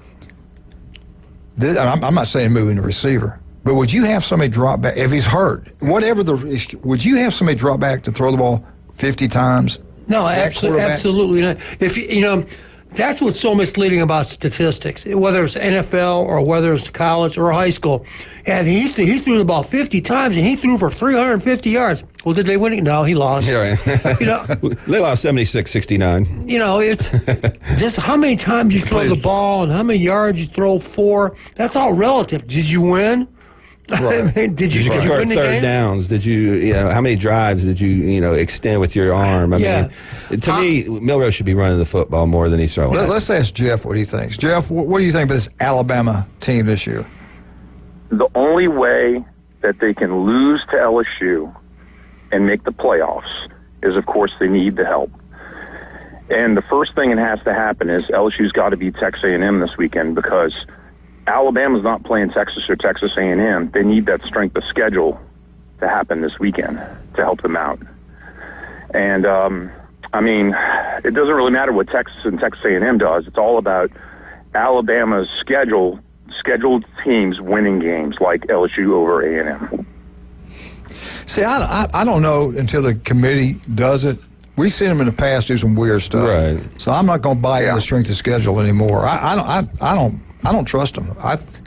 Get you a week schedule, win games. Let me ask you a question. So strength of schedule, why has Miami not been top 4 for the last 4 weeks? Because look at the record they have. Miami look at their has had one of the best defense. records. Look at their defense. I know, but it doesn't really matter. I mean, if you're not running off the strength of schedule, why has Miami always been like 7, 6, 5? What is it, up to 4 now? I think maybe. No, they're 6 They're in 6, AP. yeah, they didn't move up. Oh my God! See, and Iowa State's number 10, undefeated. BYU is what, 11 or 12, whatever it is. I mean, these teams are undefeated, and they're getting disrespected because they were in a played dogfight with Louisville and Virginia Tech. Yeah, BYU's 11. Yeah. I don't think they're up in the top 4 or 5. I don't. No way. I mean, they play. They don't have a defense. Yeah. They got a good offense. They don't have a defense. So the polls are thinking about strength of schedule, obviously, because the SEC and the Big Ten are getting favored right now because they play solid teams week in, week out. I just think the committee changes the criteria based on what they want. You know what I mean? So one year it's the eye test. This year it's going to be strength of schedule. Or somebody's hurt. Right, yeah. Like Florida State last year, that was another, algorithm they used that we never heard of before. The quarterback's hurt. Well, they got a backup quarterback too, and they're, went 13-0. I just think they use the criteria after they make the decisions to kind of justify what they do. I don't think it's always applied systematically. Now, what would blow your mind if Alabama? I think they're going to beat Missouri pretty easily. I think. I'm sorry, but that's the way I think. Vegas thinks so. They turn around and they beat LSU. I'm not saying they're shoe in for the playoffs, but hey, 10-2 Bama. There's no way they're not being. I agree with that. I agree with that. But they got to beat LSU. Yeah, they got. If they end with 2 losses, I think they're in. Yeah, that's just a terrible matchup, us against LSU. Yeah. I don't think we have a shot at LSU. I really don't. I've watched them for years. Well, if anybody's got LSU's number, it's Alabama, and that's it. Yeah. Nobody else. Yeah, I will say this: if they run the table, they're going to get in. 10-2, Alabama's in for sure. Oh yeah, I agree. They got the best win in the country. They beat the number 1 team in the country, and they got the worst. And they lost to Vandy. Well, then Vandy's ranked. Randy's ranked this week. They're 25th. It's not the same Vandy we know. No, that's a good Vandy team. They got a good quarterback. They got a good coach that knows how to utilize that quarterback. And they've played with and beat other teams this year. Could have beat Missouri at Missouri. That was a close game. I mean, they've been in every game this year. So. Oh, yeah.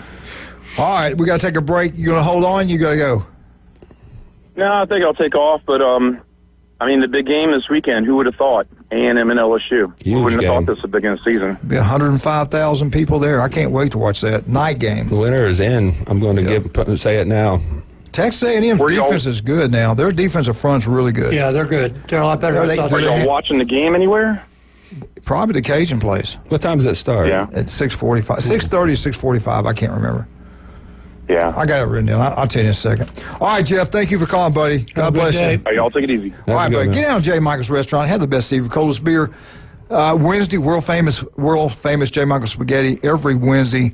Today's specials, black beans and quesadillas, pretty good. Go check it out. Best seafood, coldest beer, the legendary J. Michael's. South Oak, title and closing for all your real estate closing. Chuck Tucker, his crew, they've expanded throughout Northwest Florida. No mistakes ever. Number 1 at what they do, South Oak Title and Closing. Stevenson Air Conditioning, thank you for the Alabama update. They're there for you anytime, day or night. Stevenson Air Conditioning, number 1. El Rodeo Tequila Bar and Grill, the best happy hour anywhere. Go check it out right across the street from Navy Base. We'll be right back. 104.3 ESPN Northwest Florida. Let's talk about the Auburn Tigers.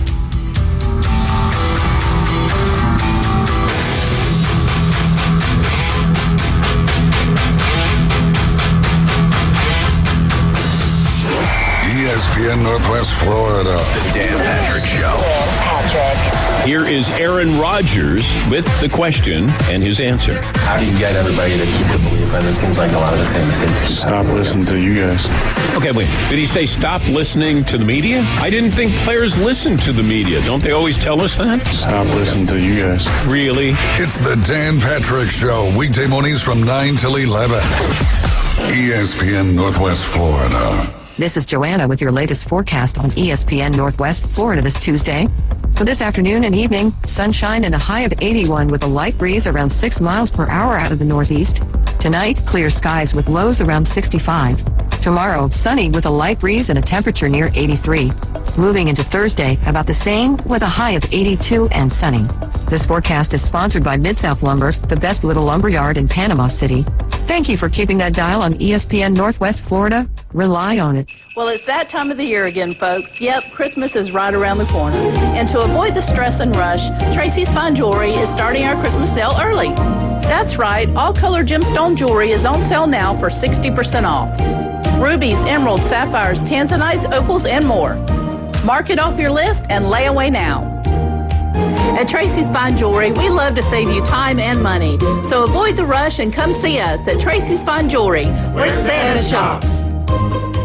As a realtor, it's important who you choose as your title company. May we suggest South Oak Title? Their offices are modern, comfortable, and state-of-the-art. South Oak Title can close transactions in any location in Florida, Alabama, and Tennessee. Their free mobile app allows realtors to deliver a net sheet in seconds. They provide mobile closing services to accommodate buyers and sellers. Their offices are beautifully decorated, state-of-the-art, complete, safe, and secure. South Oak Title, creating a better title and closing experience through technology and tailored service. Visit them online at southoaktitle.com. Do you know who I am? If he was the last person on Earth, Kind of a big deal. mankind would still have a chance. We may have to repopulate the Earth. Now back to the Coach James Hale Show. I'm very important. Live from the J. Michael Studio on 104.3 ESPN Northwest Florida.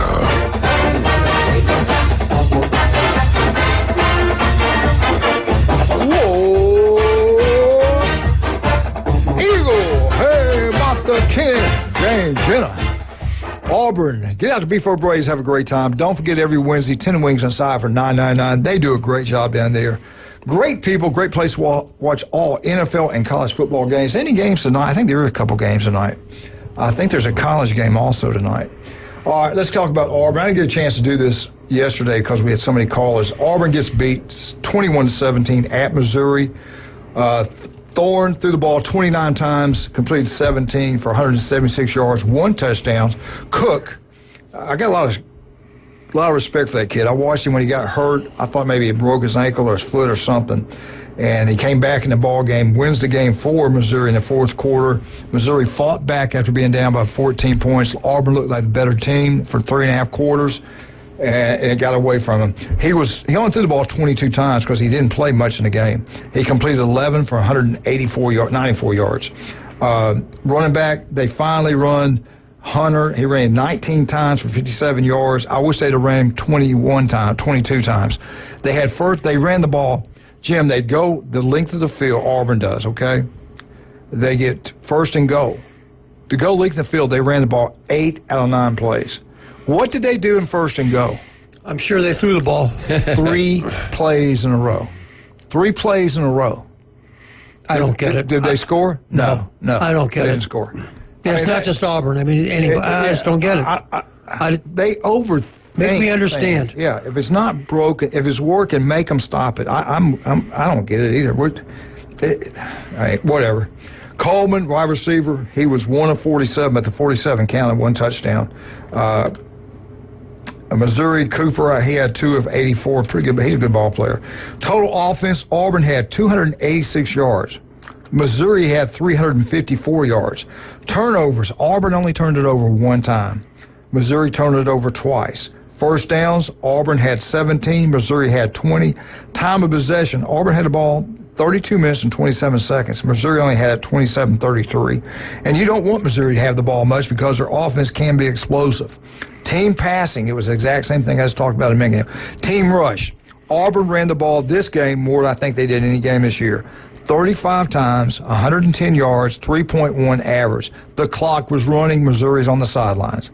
Missouri ran 31 times because their quarterback was hurt. 31 times. He only picked up 82 yards. They averaged 2.6 yards per carry, 2 rushing touchdowns. 7 different receivers touched the ball for Auburn for a total of 176 yards. They averaged 10.4 yards per reception. They had 1 touchdown. Missouri had 8 different receivers touch the football for 272 yards. They averaged 13-yard perception, no touchdowns. Let's grade it. Auburn's grade versus Missouri. This is by the experts here, the SEC experts. Offense, D-. Only 286 yards of total offense. 2 weeks to prepare, and this is what we get for Missouri. 2 weeks, only 1 turnover. That was the positive. Defense, D-. Defense was good until it wasn't. A 17-play drive, 94-yard drive, that broke Auburn's spirit, broke them. That was the difference in the ball game. But then again, they were on the field quite a bit. Special teams at D, penalties in the kicking game, missed field goals. I think they missed a 30-yard field goal. They should have never missed that. That hurt big time.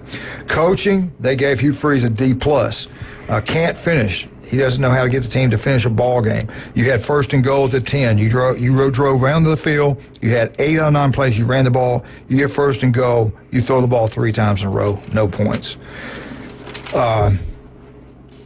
Is the honeymoon over at Auburn? Yes. I would say yes. And I'm just looking at their schedule here. You kind of overlook that Auburn's lost 4 games in a row. Yeah. Now they've lost to Arkansas. They lost to Arkansas, then Oklahoma, then Georgia, then Missouri. Now, granted, those are all decent teams, good programs. You're going to get a great effort out of all those teams. But I'm like you, Jason. I think this seat's going to be warming up real soon. I just do. The problem is if they start losing recruits, that would be a big red flag. And I think hasn't happened yet. Not yet. What would they be saying if Harsin was still the coach? Right. Oh, God. Are you kidding? I think he gets one more year, but if they don't improve drastically and at least contend for a playoff spot, I just don't see it. I think a lot of people are frustrated with the way he's running his offense, the lack of quarterbacks, going out and getting somebody in the portal, sticking with Thorne was a bad mistake. We talk about Florida, make a mistake with DJ, but it looks like it's been a mistake to stick with Thorne and not go out and get somebody else. James, you said something that's really true. You haven't, the idea is that when you get an off week, that's going to solve all your problems. Right. And automatically you're going to become Brigham Young in the 80s with Robbie Bosco going for 7,000 yards a game. So they have 2 weeks to get ready, and they only get 280 yards of offense? And this was a defense in Missouri that gave up, 260 yards to A&M on the ground, at 6.7 yards per carry. Exactly. And I'm thinking, they got Hunter, the offensive line's getting going. You can run Thorne with some read options, he's a little athletic quarterback, and they come out and rush for 3 yards a carry. First time Missouri's beaten Auburn as a member of the SEC. Right. And going back to that, that's great. I didn't even really think about that. They have lost 4 in a row now. Arkansas game, they could have won that one. Oklahoma game, they gave away. Yeah. They played tough against Georgia. Missouri, another one slips away. They got Kentucky. Kentucky's got a 51% chance to win this football game. But they run it through all the computers, and the computers came out where Kentucky gets a 51.4 chance to win the ball game. I believe it's a night game, and I'll go look at it in a second. A night game. All right, Kentucky just got embarrassed, gave up 48 points to the Florida Gators, which Air Raids were dead, buried, and gone, and not known for offense. And they scored 48. Kentucky's known for defense. They gave up 48. What happens this week of practice? He's going to get after their butt. Right. I think they'll play a lot better defense this week than they did last week. But I'm still going to lean towards Auburn, I think, in this Kentucky game. I keep leaning Auburn in all these games except Georgia. How can you lose this many games at Auburn? He finds a way. Florida State, same thing. Yeah. It's like at some point it's going to turn, not so much. I mean, I don't know. And look, if they lose this one, you would think Vandy's will win at home, but the way Vandy's playing, you can't say that. No, I agree. Then I think they got Monroe after that. Yeah, they do. Then that should be a win. Then A&M and Alabama. Now, depending on what Alabama does between now and then, that could be a pick'em game. Who knows? But so they got to win 3 games to get bowl eligible, and one of them's going to be Louisiana Monroe. But you got to be either Kentucky, Vanderbilt, A&M, or Alabama. 2 of those just to get to a bowl game. You got to have 6 wins, right? Yeah, they got to get 4. They only got 2. Yeah. So they need 4 more. They need 4. They got 4 more. Yeah. Where are those 4 wins going to come from? Where are they at? Kentucky, Vandy, I don't know Monroe. That's maybe 3 there. But they're not going to. Alabama and A&M. Vanderbilt's probably a toss-up just because the talent level is going to be even. But A&M, Alabama, they're going to be heavy underdogs in those games. Oh, no question. And they need one of those to get to the bowl eligible. A lot of games to be played. And here's the thing, and I think that nobody accuses SEC fans of being reasonable. Yeah. Reasonable fans say, well, a bowl thing this year would be probably pretty good. That's not what they're looking for. No. They're not looking for 6 wins. Hey, we got to win a national championship this year, and if we don't, we're going to get rid of them. And when you look right now, what Harsin's record it's going to heat up at this time compared to Hugh Freeze's record at this time. So many games, Harsin's record's 1 up. Yeah, that's amazing to me. Yeah. Yep. And they fired him. But I think the difference is, we've talked about this a million times, is the recruiting. Yeah. His head no right. Yeah. I agree. They're going to have to leave him alone. But I think they could lose a couple of these recruits, and if that starts happening, and you want to talk about a hot seat, that's going to really I really think the problem at Auburn, Harsin and Thorne, I don't think they're on the same page a lot. I don't think they. Right. See, this seems like there's friction there. I could be completely wrong. I just don't think they have a quarterback on their team that can get the ball to their weapons. I mean, they got weapons. I mean, they are freshmen, but they're still talented guys. Lambert Smith's a talented guy. Coleman's a talented guy. I mean, they just can't get them the ball, and it doesn't seem like they can consistently block people. So where's T.J. Finley when you need him? Right. He's got another 6 years left. Right. How many games have they played now? 6? Yeah, 2 and 5. 6. He played 12 last 18 games. 18 games. He's won 8. He's won 8 games at Auburn. Yeah. That ain't good. No, you got to win at Auburn. They fired better coaches than that, faster. Yeah. So hopefully we'll get this thing turned around. Andy Burcham, we'll have him Thursday. We ask him a lot of questions. Everything's going on. Then they fired Chiswick a year after a national championship.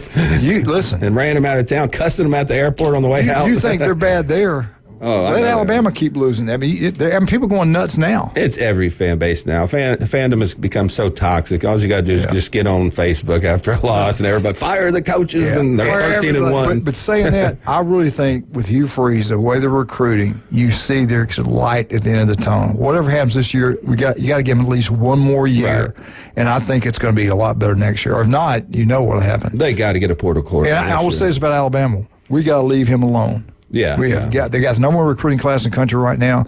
Leave him alone.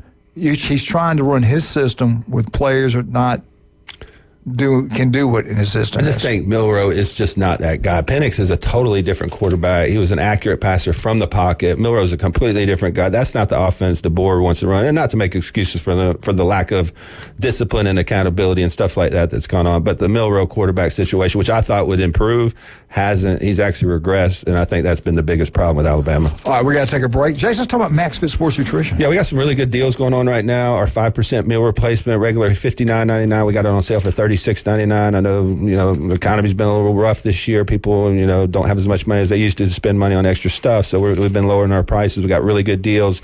We got a free sample bar. We got our FAF pump product, non-stem pre-workouts at $32.99 now. It was $52.99. So if you're looking for some good deals, you want to get some good products, come try our sample bar out for free. We're located on 23rd Street in the Del Coronado Village and in Pier Park North next to Dick's Sporting Goods. All right, we'll be right back. 104.3 ESPN Northwest Florida.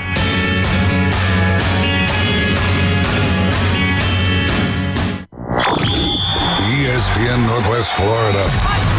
We're the radio home of the Mosley Dolphins. Thursday night, we're going under the lights. Into Marcus Halstead into the end zone for another Dolphins touchdown.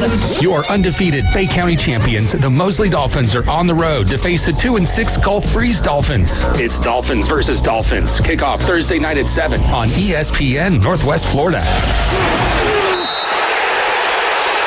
Attention homeowners, are you dreaming of a backyard oasis? Look no further than S&R Fencing, your go-to destination for quality outdoor transformations. At S&R, they specialize in crafting custom fences, decks, retainer walls, and all exterior construction that not only enhances the beauty of your home, but also stands the test of time. Their experienced team takes pride in delivering top-notch craftsmanship with a personal touch. S&R Fencing, locally owned, licensed, and insured, and a member of the BBB.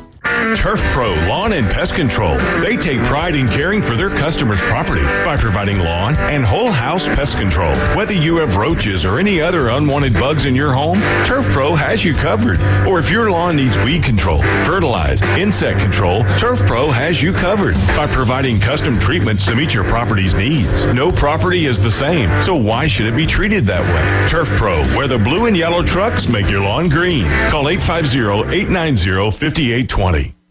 PCB Hobby, the beach's premier hobby store for sports cards, comics, coins, and trading card games. PCB Hobby carries the largest selection of boxes and packs from the latest releases of brands like Topps, Panini, Leaf, and more. Looking for a specific player or team? PCB Hobby has a wide assortment of raw and graded cards. They carry parallel rookie, game used, and autographed cards in both modern and vintage. Have a collection you want to sell? We buy, sell, and trade. PCB Hobby on Back Beach Road, just east of Florida Linen. Call 850-320-8388.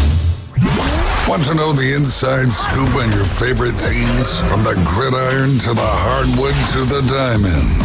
For comprehensive sports coverage, it's ESPN Northwest Florida.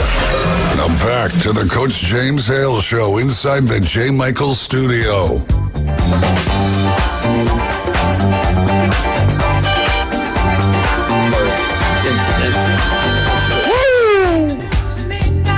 Wildcat's got the disco light going in there.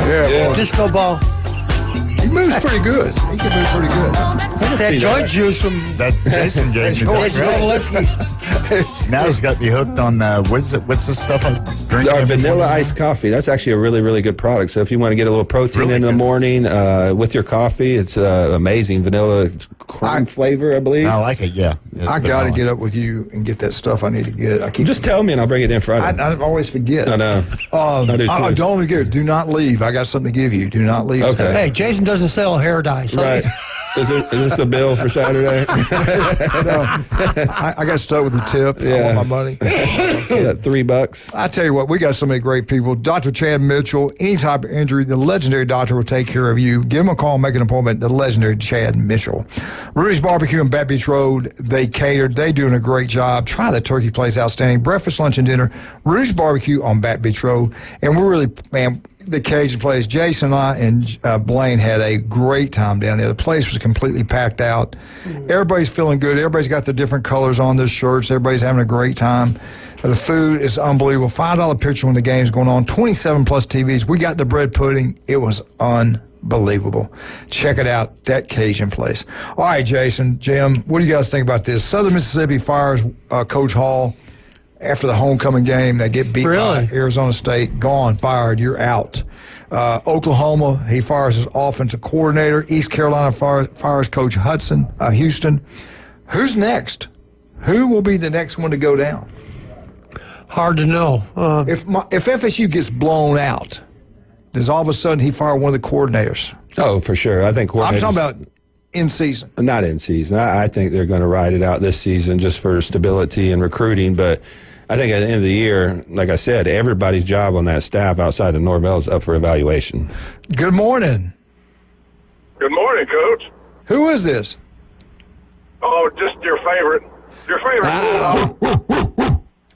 The bulldog himself. What's Taking a going on, victory Big lap. Daddy?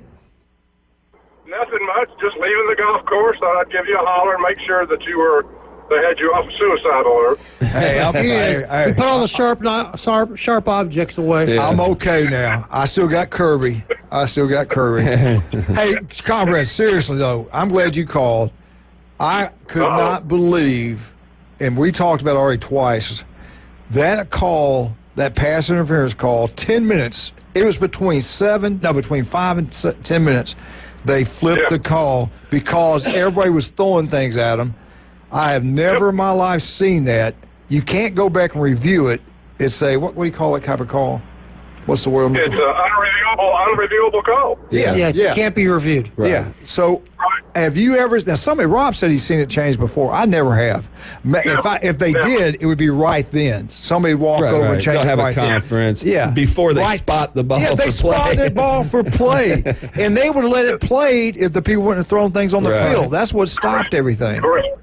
The main problem with that one, other than that, was in the beginning when he threw the flag. Like if you notice, if you'll run it back, I did later on.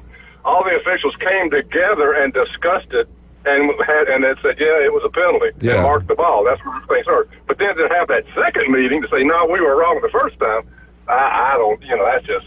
Yeah. Especially after all the junk was thrown on the field. I mean, that's a bad look. Do you know he might get fined? Kirby could be fined, though, for what he said. And he really was, I thought he was sharp what he said. He really didn't say anything.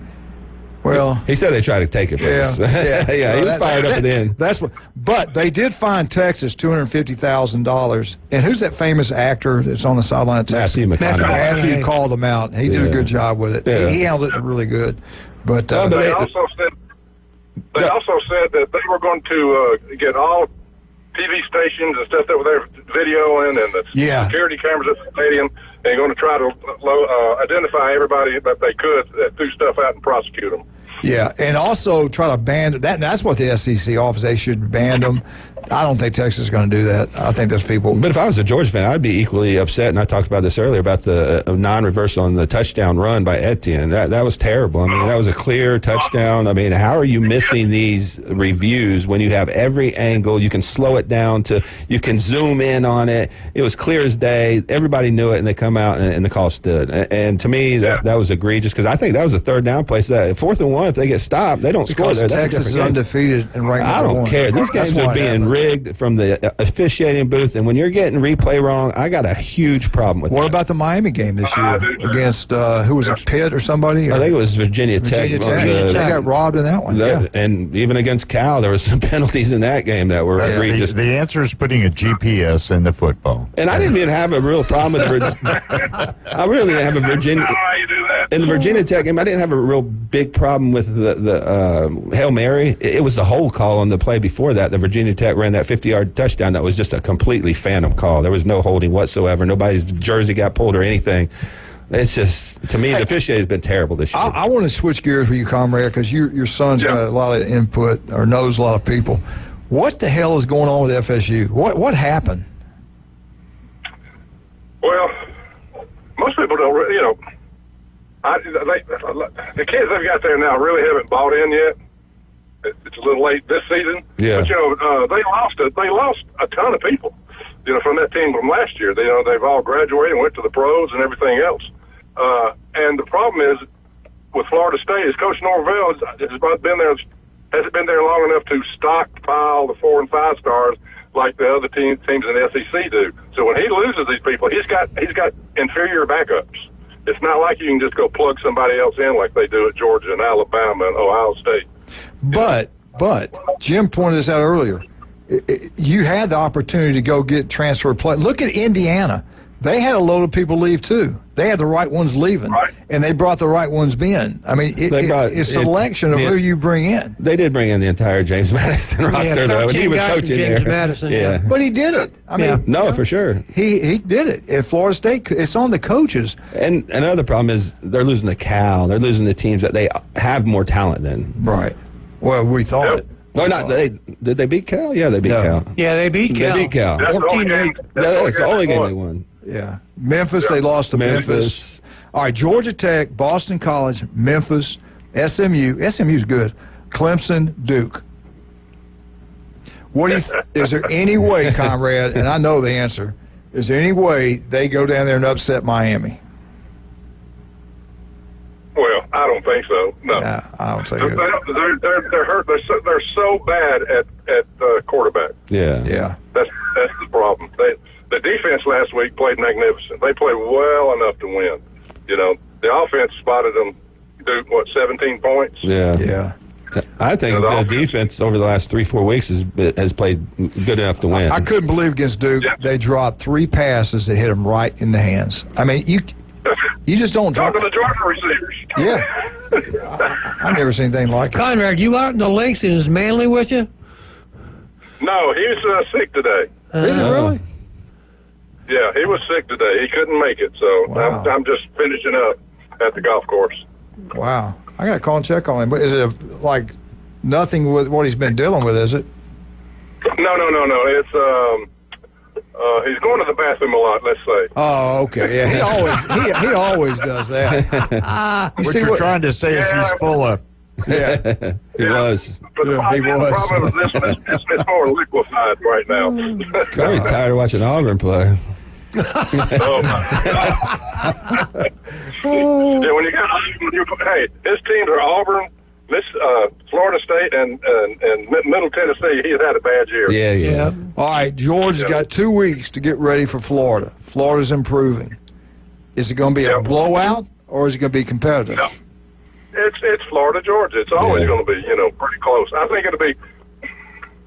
Yeah, if Beck doesn't get better, it can be a close game. If Beck, not so much Beck. He had 5 drops the other day, and that game could have been out of hand. Yeah. If Georgia doesn't drop the ball. If the receivers start catching the ball, it could be a blowout. But I think it's going to be pretty tight. I think Florida will hang in there for about 3 quarters, and Georgia in the 4th quarter will pull away. Yeah. I don't know what the line is, but I think Georgia by probably 15. I'm looking at Georgia's schedule, the only game really Tennessee's quarterback is going to be the problem for them. Yeah, their defense will keep it a closer game, but Georgia's going to beat Tennessee. The one game that's got a lot of talent, and if they screwed up 2 games so far, you would think one time they get it right. Ole Miss, I think, is going to be a tough game for Georgia. I really do. They're going to put it together at some point. Yeah, the rest of them, I mean, the other 4 they got. But are they going to be able to stand up to the Georgia team's got that culture of going on the road and playing in these big-time games. Yeah. You just saw they're the most physical football team. Yeah. Kirby's the best in the business right now. I mean, there's no doubt about it. He's a Saban clone. I mean, we all talked about their defensive line this year not having that special, top 5 NFL draft pick. But if you look at them collectively, this might be one of their best defensive line they've had in a while. I mean, because they're getting after 3 spots. I mean, there's 3 guys on there that played just outstanding. And that was a good Texas offensive line. They got first rounders. They got all of them back. They had most of the guys coming back. They're just way more physical. And, that's the difference between Sark and Kirby. Kirby said when they're healthy, they're pretty good. He said they don't have the depth either. No. He said that. We just don't have the depth. Everybody's leaving. Everybody transfers out. Everybody wants the NIL money. You can't get it sitting the bench. Right. NIL portal, that's what happened. But now also this week we got it's the first time we've had most of our defensive line back healthy. They look good. Williams, number 13 and 93, 96. That Brinson, Yeah. Brinson and Williams hadn't played in 3 games. They lived in the backfield. Oh my gosh! 13 and 11. Who you liking Bay Rutherford this week, man? How's that going to turn out? Come on. Yeah. Come on. Don't disrespect us like that. We're trying to get y'all to say stuff to get the other team mad. All right, we will. Bay by 40. They're listening to us old guys. They're in trouble. Right. I think it's going to be a good game. I think they were really evenly matched. I think Rutherford's playing as good as anybody. Hey, we got to go. We got to take a break. Hey, thanks for calling, man. Come by and see us sometime. You got it, sir. Talk to you soon. Bye-bye. All right, Comrade Moon. Let's talk about some of our great people. All of them are great. Love all you guys out there. Thank you for your support. Rudy's Barbecue on Bat Beach Road, Max Fit Sports Nutrition, Dr. Ward, 1 in 5. Listen to him tomorrow at 7:30. 1 in 5 develop skin cancer. If it doesn't look right, feel right, 5 minutes can save your life. He does have offices throughout Northwest Florida. The guy does an incredible job. Dr. Ward, looking forward to that tomorrow at 7:30. Talking about the Florida Gators. Newbies, 4th, great location. Love John and Charlotte. Paparazzi Pizza, good job by Big John. Taco Bell, Eric and that crew do a great job. Turpro Pest Control, Russ, love you, and Amber, you do a great job down there. And they deal. You know what I love about them? They deal with you. You can make a deal. And you can't get a better deal than 25 to 75% off everything in the store. Anything's broke that you bring in, some old jewelry, they fix it right there. It's not sent off for 6 weeks. Yeah, they do a great job. No doubt about that. David Adams, designer jewelry. I'll get it right one. You do, and you'll clean it up. Thank you, sir. We'll be right back. Jim, Jason, Wildcat, 104.3. Give us a call. 104.3 ESPN Northwest Florida, the home of the Auburn Tigers.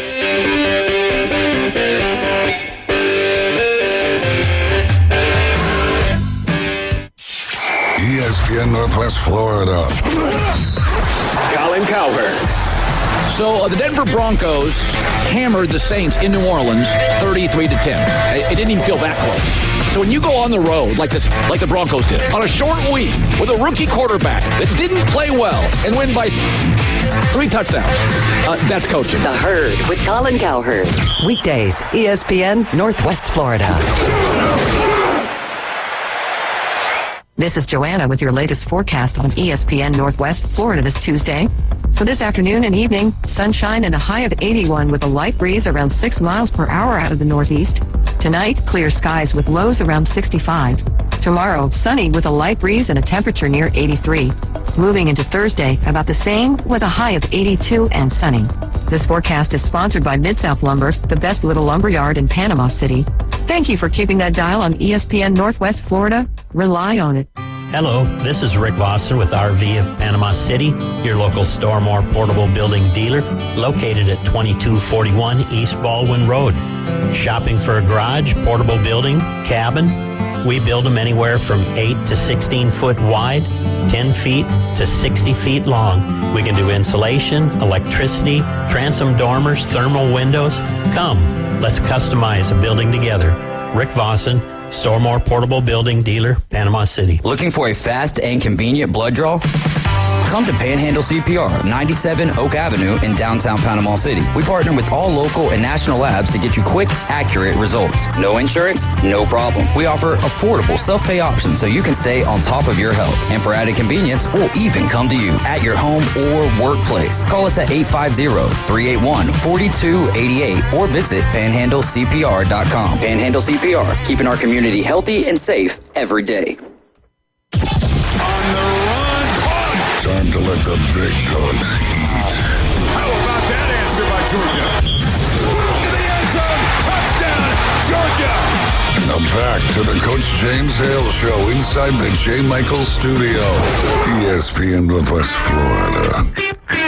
Yeah, good one there, baby. Woo! It's a man's world.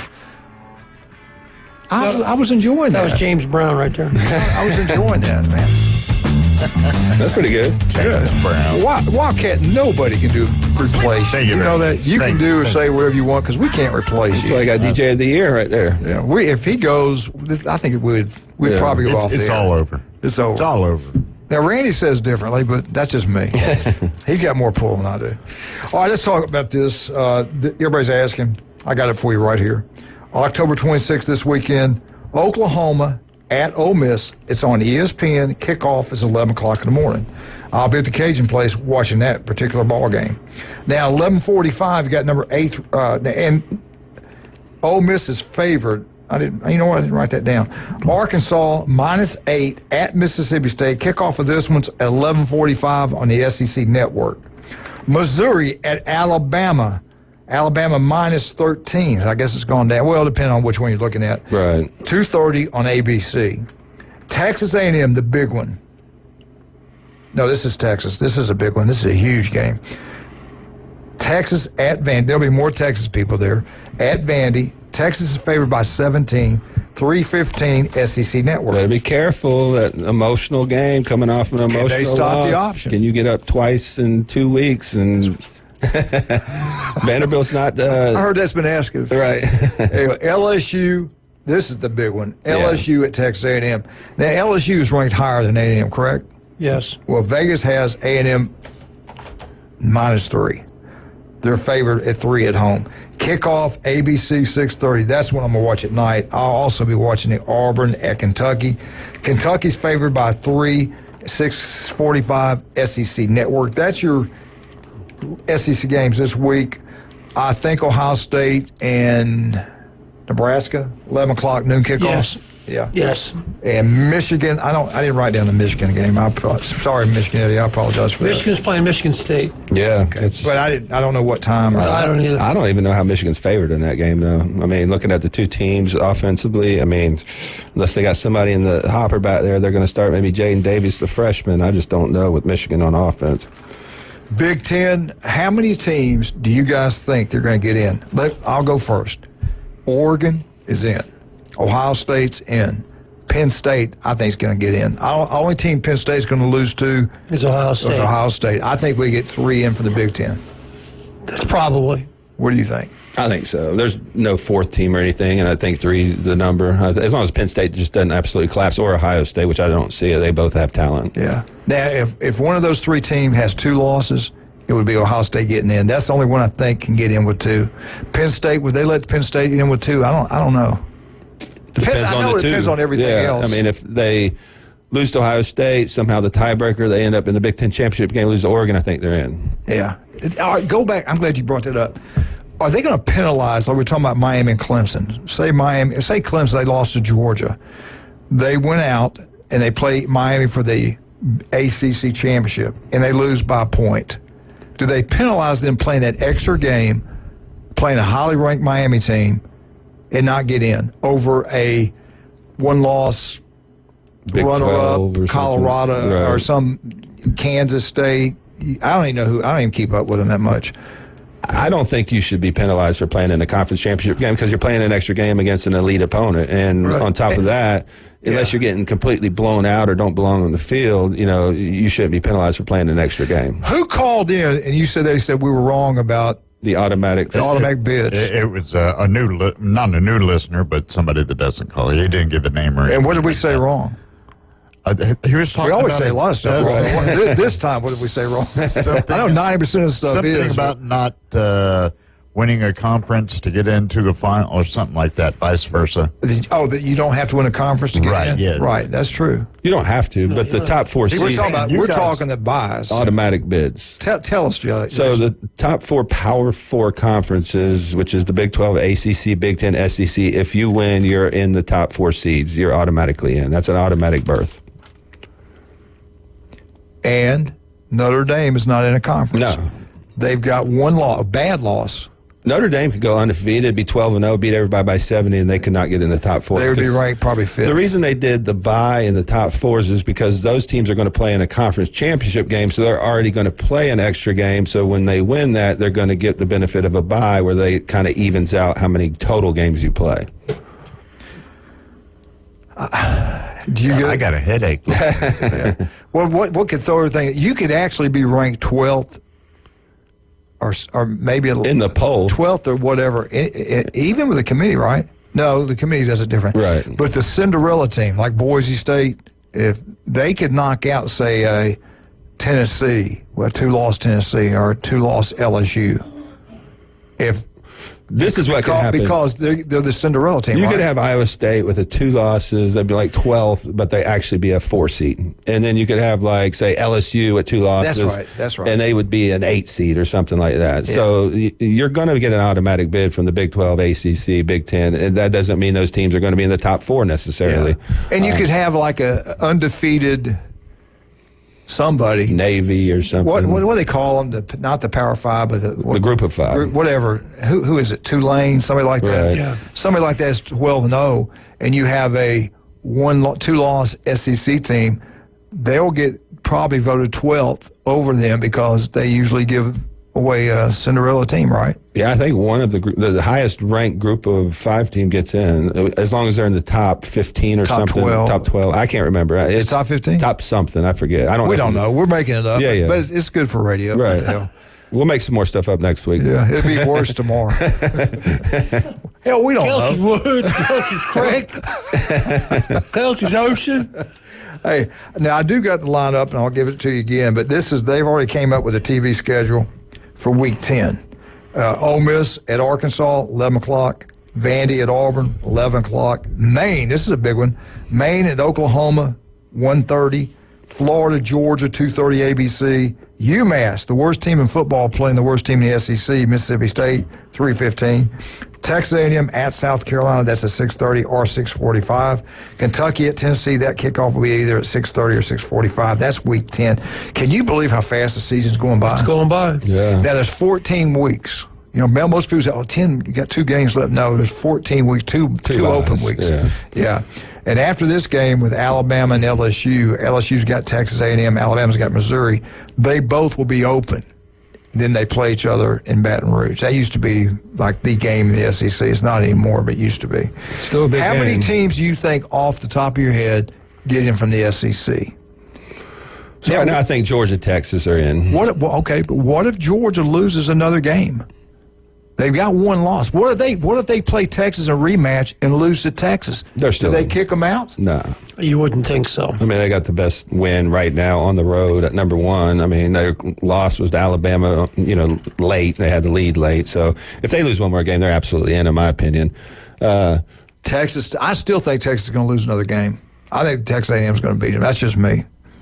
I still think they get in with 2 losses. They still have one of the better wins on the season. They have one at Michigan. What about LSU? LSU's just... They have no losses in the SEC. But they did lose to USC Week 1, which now has turned out to be a bad loss. In my opinion, the SEC is the only conference I can see that could get 4 teams in, because now you got 6 or 7 that are battling for that 3rd, 4th spot. You got Tennessee, you got LSU, you do have Alabama, Texas A&M. I mean, you got Texas, Georgia already, so that's 6, 7 teams right there that still have a legitimate shot if they win out to be in. So I could see them getting 4. Well, probably safe to say they get 3 at least. You know what could hurt a team seriously? In the Big Ten and the SEC, a 2-loss team playing for the championship and lose and have 3 losses. Right. And then a team behind them that didn't even play might get in. It's crazy. See, that's why I don't think they should penalize teams. Real quick, got 10 seconds. Yeah. Max, you ruined it. Okay. You ruined it. You guys have a great day. Ron Moby, listen to him. He's incredible. Big Dave in the afternoon. Underdogs is great. Wildcat, good job. I'm even better.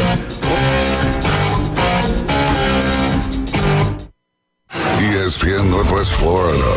We're taking the inside drive. A man from Pontypridd Wells finds his long-lost Nokia 3310 after 22 years, and guess what? It